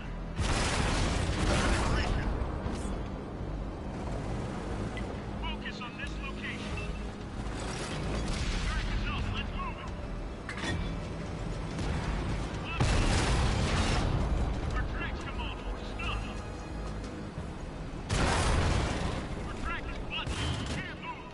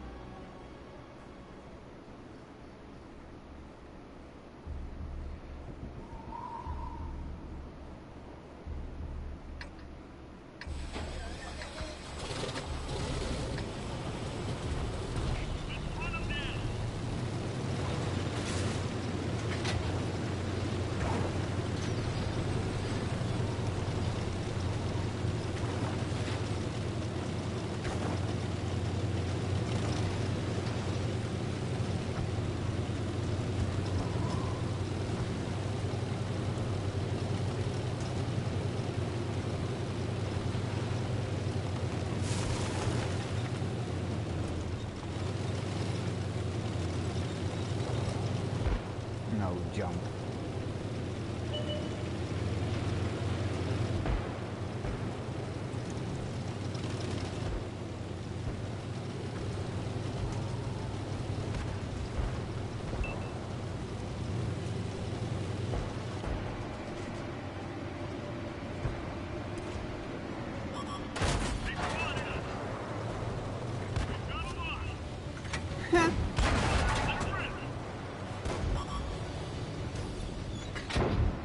Unlocking target. Got him.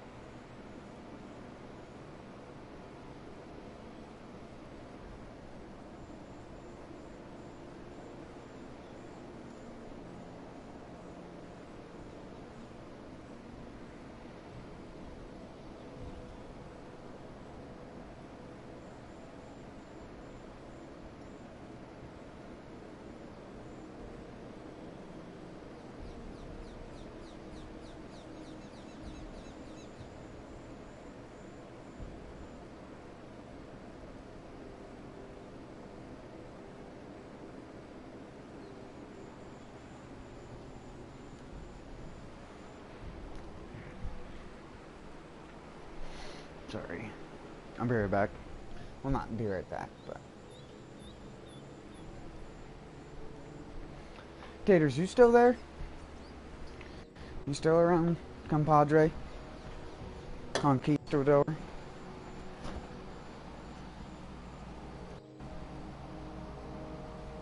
Compadrissimo.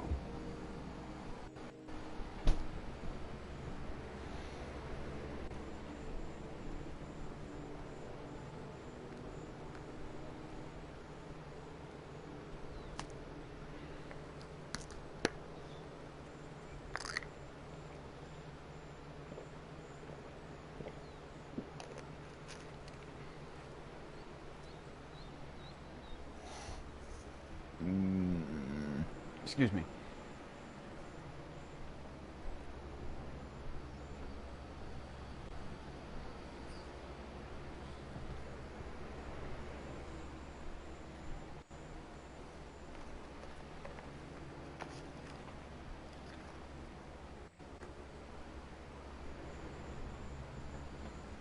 Oh, I just had one of those moments where your ear just like, the hearing fades out and then it just goes to ringing for a second. I don't know, that might be a me thing. But I have that happen occasionally when I like sit up. It's like my ear needs to pop. Because now it's just like muffled and ringing.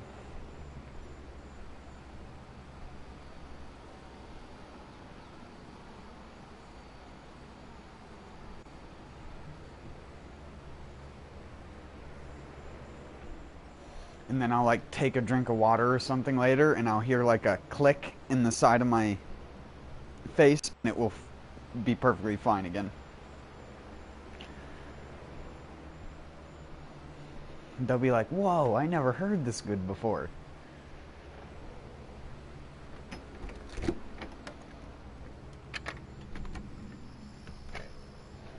I don't know, for all I know I could be losing both my vision and my hearing.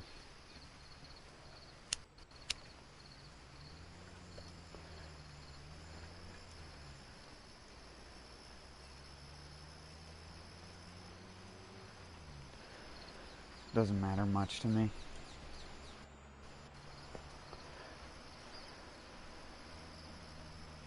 I think losing my vision would be worse than losing my hearing.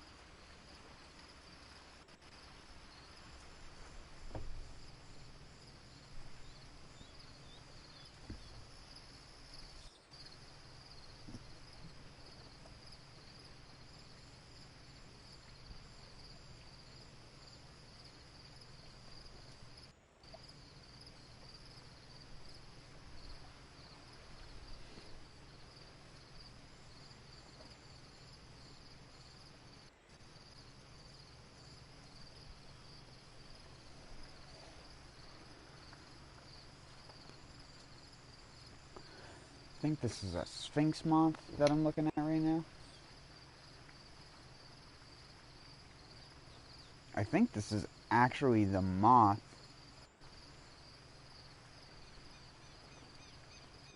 I think that's the moth of the hornworm.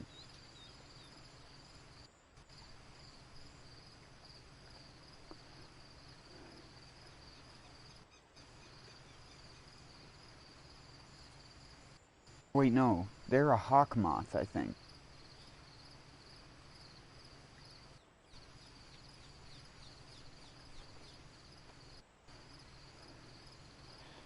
I wonder what thing this thing likes to eat in its larval. It's got little pink spots on it. Whatever type of sphinx moth it is.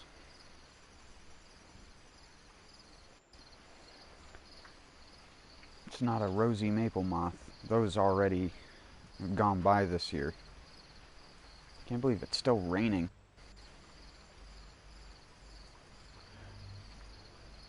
Everything's gonna get a good wash before it gets really cold and kills almost everything.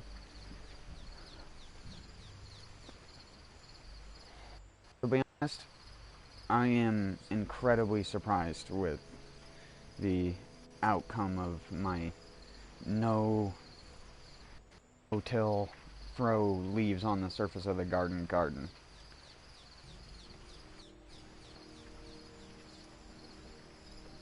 I mean, like I said, I've done it before, where I did it before most of the beds that I did were on already existing garden beds.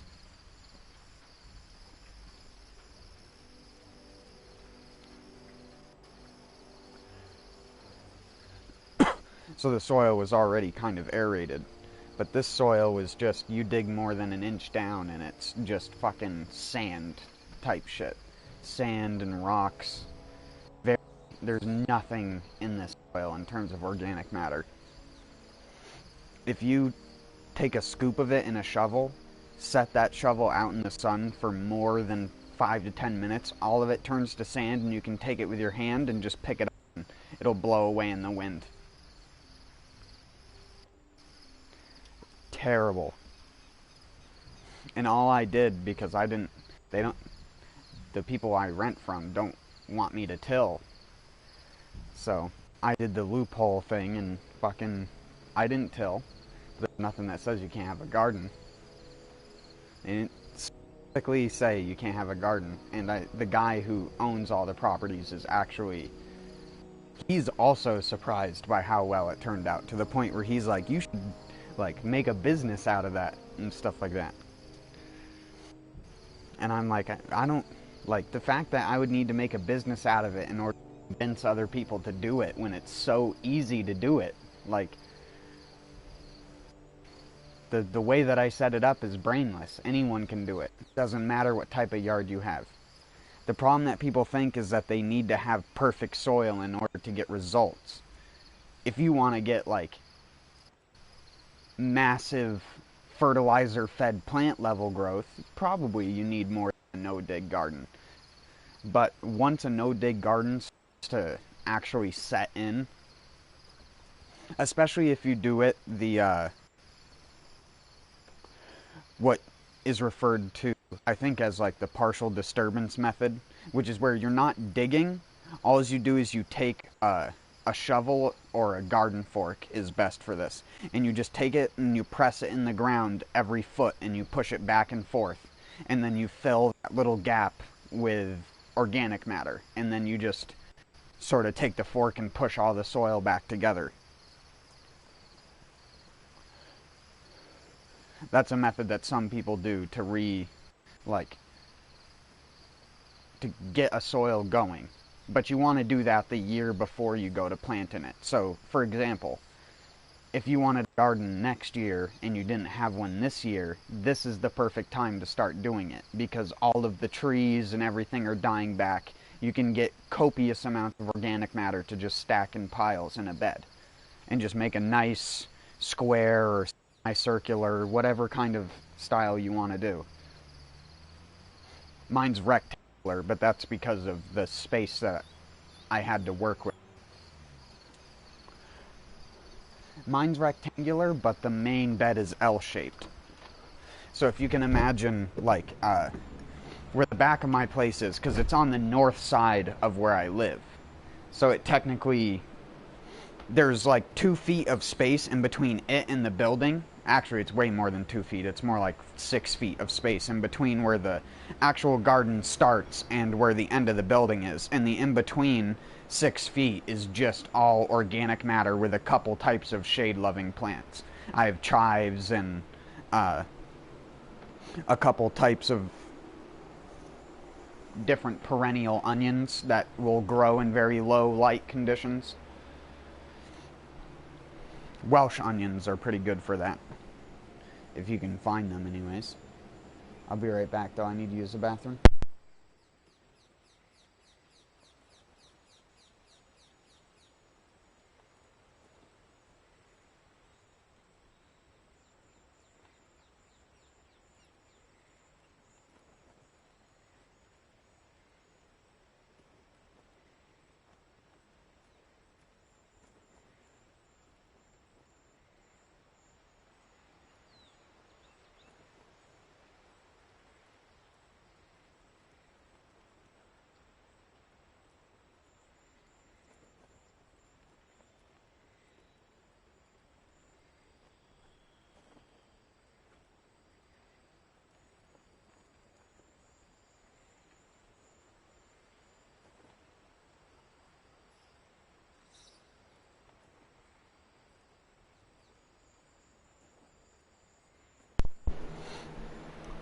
Yeah, when I was talking to the man, because he's like a freaking Christian, he was like, "You're doing God's work," with the way that I was doing gardening. And I was just like, oh, I didn't say anything against him because I didn't want to have any sort of debate or anything like that with my landowner. I'd rather have him be on my good side. And I was just like, yeah, yeah. It's awesome, isn't it? And he knows that I don't have, like, the possibility of watering them because there's no frickin' spigot on this place. There's no outdoor water source. I'd have to literally pour a bucket from my sink tap. And my sink can't fit more than a gallon jug in it at a time. So it's like, there's no way I can water my garden. It's not even feasible. You understand how much water it takes to actually efficiently water the kind of soil I have around here? It's not even worth the effort, even if I could do it.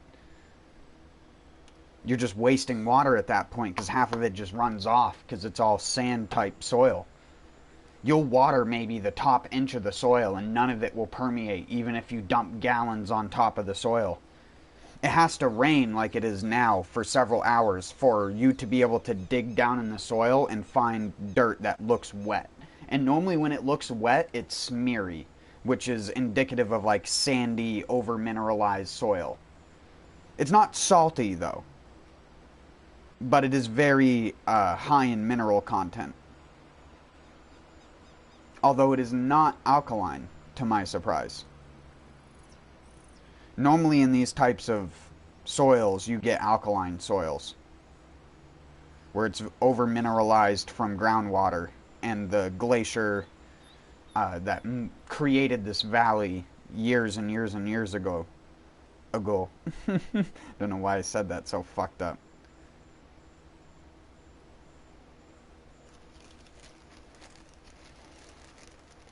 Yeah, it scraped all of the topsoil away. So our topsoil, we don't have topsoil from like the Cretaceous era here.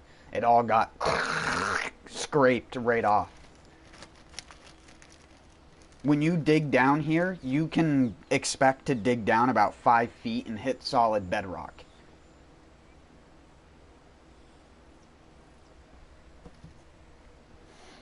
Eight feet in some areas if you're lucky. If you're in a dense forest, you could probably dig down 8 to 10 feet and not hit hard bedrock. But anywhere else you go, you're going to hit a type of bedrock, either like calcareous type stuff, limestone and other shit like that, or you're going to come across granite type bedrock that's just jutting up from the ground. You find it in the woods around here, where the plant matter hasn't been able to completely encompass it yet. Because all that stuff was just raw, exposed, and there was nothing growing there for a long period of time. This area was technically devoid of a lot of plants until about, I don't know, 600 to 1,000 years ago. You just had mostly meadow-type plants, and they were sparse. A lot of the dense forests that are now overtaking the Northeast didn't exist ages ago because they got wiped out. Well, I don't want to say they got wiped out. It's just during the Ice Age, glaciers scraped everything away as they moved through this zone. So the only stuff that was left was stuff that had the ability to fly in via seed and shit like that. Native stuff anyways. Of course, it's been such a long time since that happened that if you came around here, you'd never assume that something like that happened thousands of years ago. But this area was very void of anything. Except for good groundwater, because you're incredibly close to the bedrock, so you tend to get a lot of springs in the mountains around here.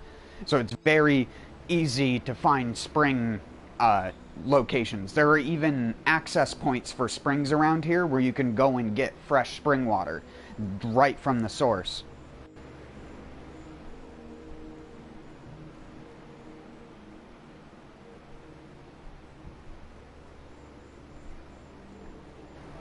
Hold on, who sent me a message?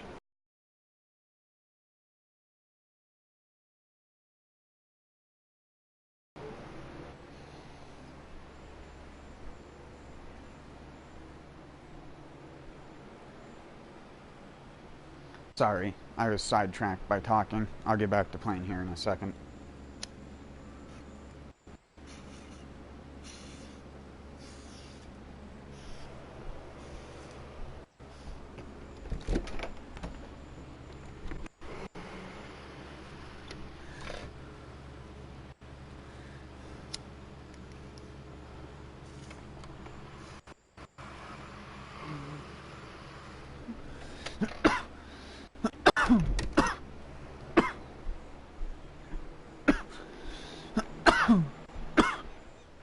But yeah, basically put, our topsoil around here sucks. Not a lot of plants grow very healthy. You don't see a lot of deep green plants unless we get a lot of rain, which then deep green plants is normally followed by white plants, which is normally followed by yellowing leaves, which is normally followed by a bunch of leaves falling to the ground on half of the plants around here because they all get powdery or downy mildew. Even our fucking dandelions around here get mildew. That's how bad it is. I didn't even know they could have mildew until I lived here. Because back where I used to live, where we didn't have a glacier that carved the valley, you had topsoil and you had a very strong soil system, even though it was partially clay. We never got powdery mildew on a lot of our stuff back there. Here, I've gotten it both years I've grown here, even with preventative spraying. With preventative spraying at my old place, I never got it. And even when I didn't spray some plants, because back at my old place, there was a lot more empty space where no one really looked or cared about anything. And my neighbors that owned like 50 acres of property let us ride four-wheelers and dirt bikes on their yard. Or not their yard, technically. The yard in front of their house we never rode on. It was the 30 or so acres that encompassed the side of the mountain that they owned. You can look up Mount Anderson if you want. It's in Vermont. That's the mountain I grew up on.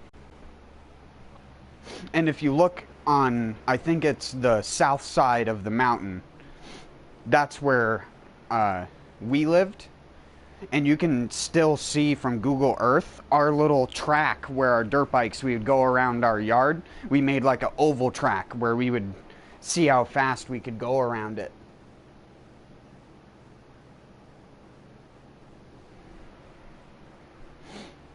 I'm not even shitting you. If you want to indulge yourself sometime, I guarantee you, even though I haven't lived there for like 3.5, 4 years, you could still see our dirt bike trails and stuff all the way up through that mountain.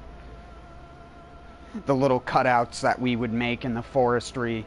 And you could probably even see remnants of my old gardens, like squared off areas that look like they're kind of unique in their plants.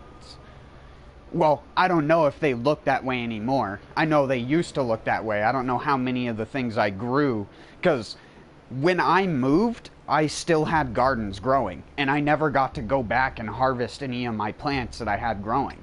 And that was like the equivalent of my garden right now. So if most of the plants made it through that season, I guarantee you that half of that mountainside is now naturalized with a bunch of bullshit.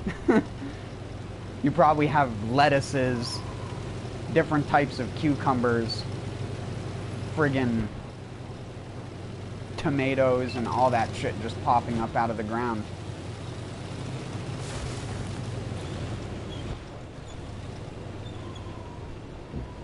I'd be interested to go back someday, but you can't. The property I used to live on was posted private property that had no trespassing signs all the way around the mountain. And if you didn't live on the mountain, you basically couldn't go on that mountain. Even the roads on Google, if you look at Google Earth, you can go to 91 Sunnyside Lane in Barnet, Vermont. 91 Sunnyside Lane is a tiny little road that on Google Earth ends at the top of this random drive. But if you look at it from like the actual satellite 3D view, you can see that that's not where the driveway ends. Google Earth just knows that that property was private, and you can't like You're not supposed to drive on it because the road isn't even technically owned by the state. It's not plowed by the state or anything like that. It's very weird. Even the concrete, when you look at it from Google Earth, the concrete stops 3/4 of the way up the driveway. It's like the driveway for the initial hill, and then as you're going up the hill on the right-hand side is where one of our neighbors lived up on the hill. They had like a farmhouse that they built themselves. They had a barn that they built, a giant field that they grew corn in, and then another half field that they had a unique type of grass in that they used for hay.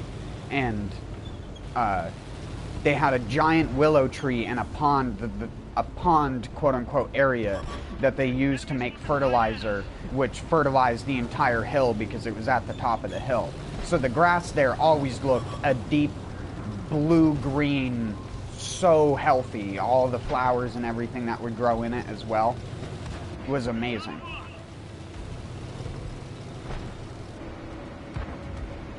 Again, you can Google Earth that road and look at it from the highway that's nearby. The Google car has never been up Sunnyside Lane though, so you can't actually look up Sunnyside Lane. But if you go on to Highway 91, I think it is, you can look off the highway because you could see where I used to live off of the highway that you'd use to go north and south. If anyone's ever driven north and south through like Vermont to New Hampshire, you've probably seen my old house.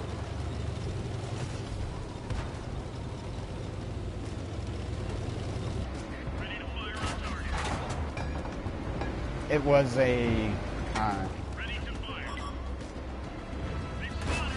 very secluded place.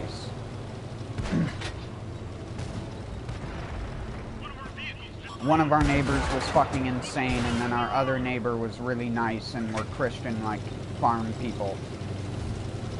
The one on the hill was the Christian farm people. The people all the way at the bottom of the hill that has what looks like a junkyard in front of a bunch of trailers was the Bradleys.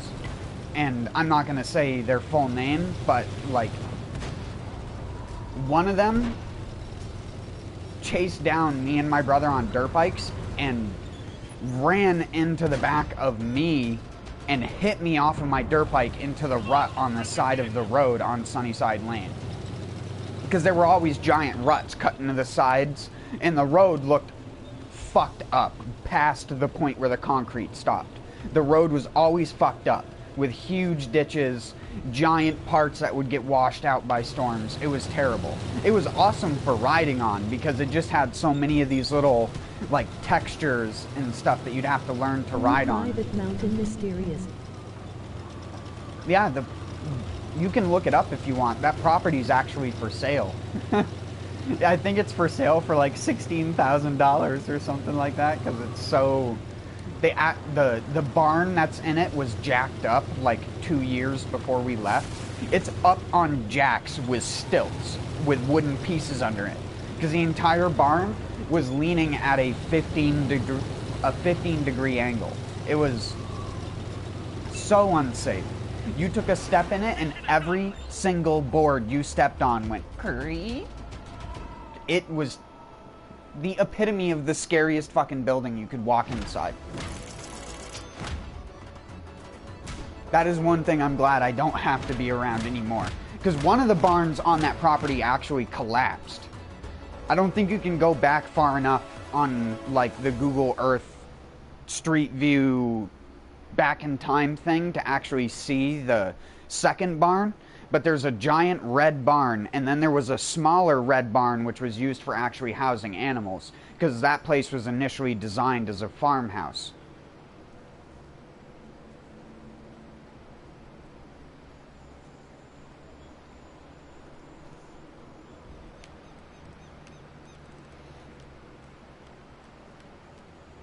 You just look up 91 Sunnyside Lane, Barnet, Vermont.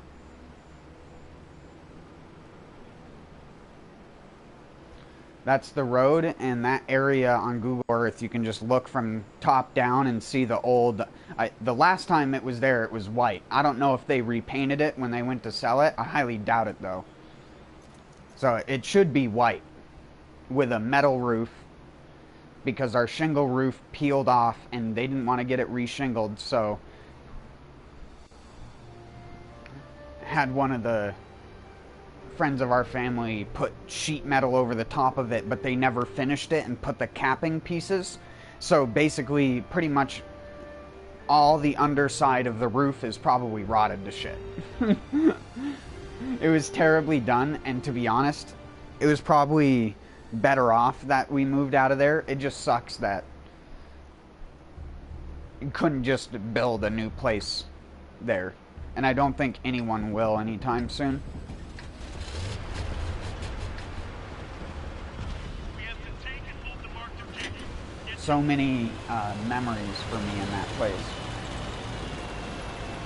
That probably until I'm like really old, I'll never forget about certain stuff in that area. And I could go back to that area and probably dig in a couple spots and find like time capsules in the future. If the same people even own those properties.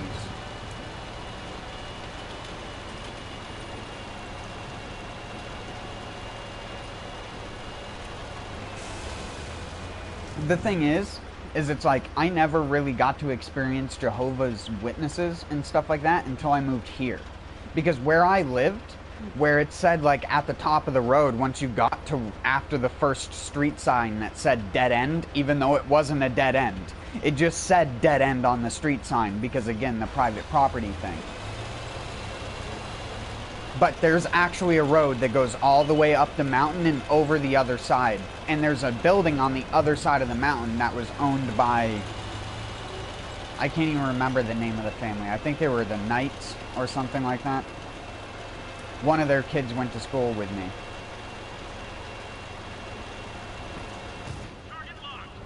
Or, not one of their kids.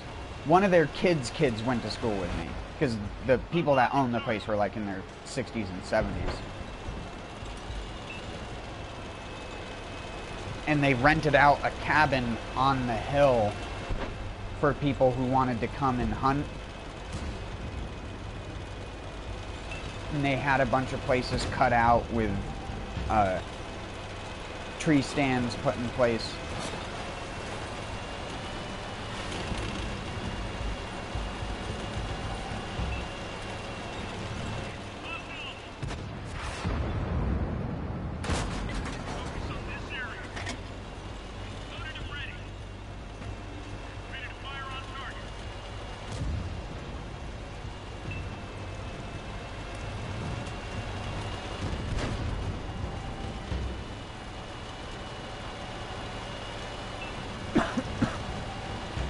Call me weird, but I always go back and look at it on Google Earth every year to see how much it's changed.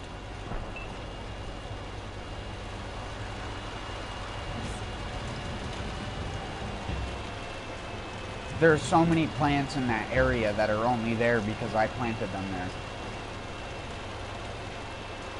We also had a grafted apple tree in the cul-de-sac that was our driveway. We had like a little circle of grass surrounded by the places where cars would park and drive around to leave.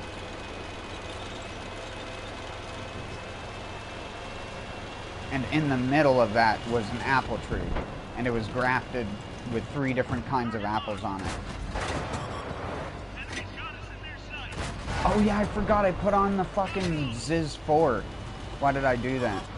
I do not know.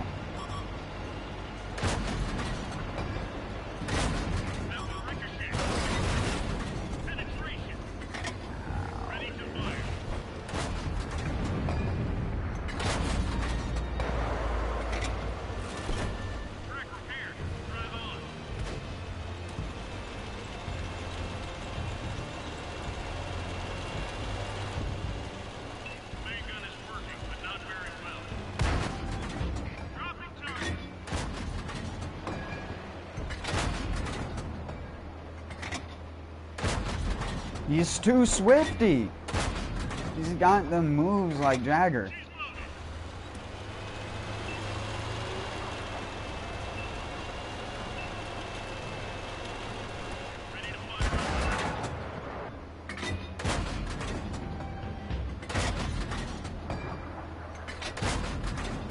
Can I hit the broadside of a fucking dillweed. I'm not even bouncing off of him. Like, I'm not hitting the biggest tank in the game right now. We didn't penetrate their armor. We didn't... We didn't fire on target. Looks like that one went right through.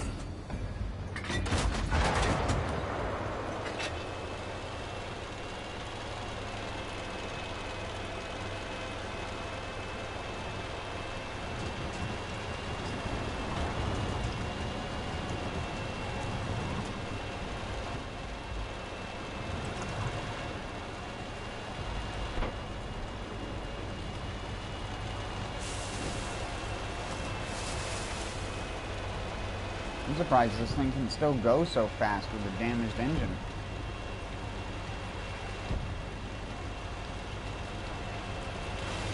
Oops. Oops. Oops. It's alright, I'm here. Go shoot at me instead. No, never mind. Unlocking target. Penetration. No good. Didn't go through.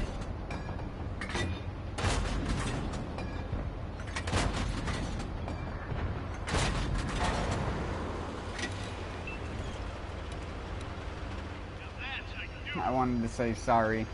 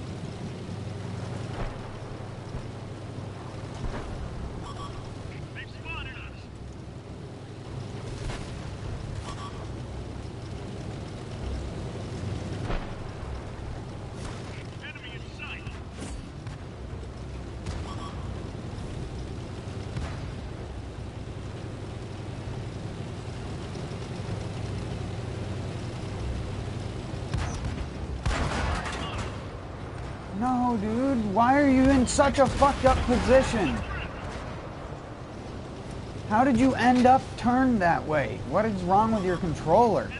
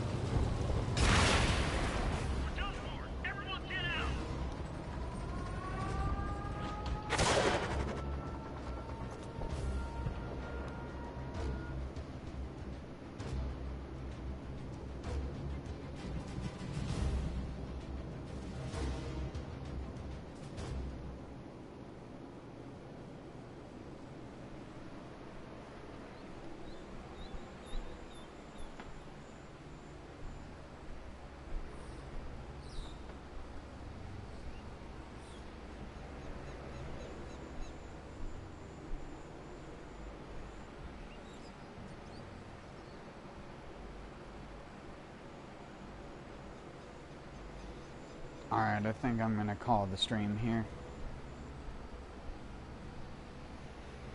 I'll be back tomorrow. Peace out.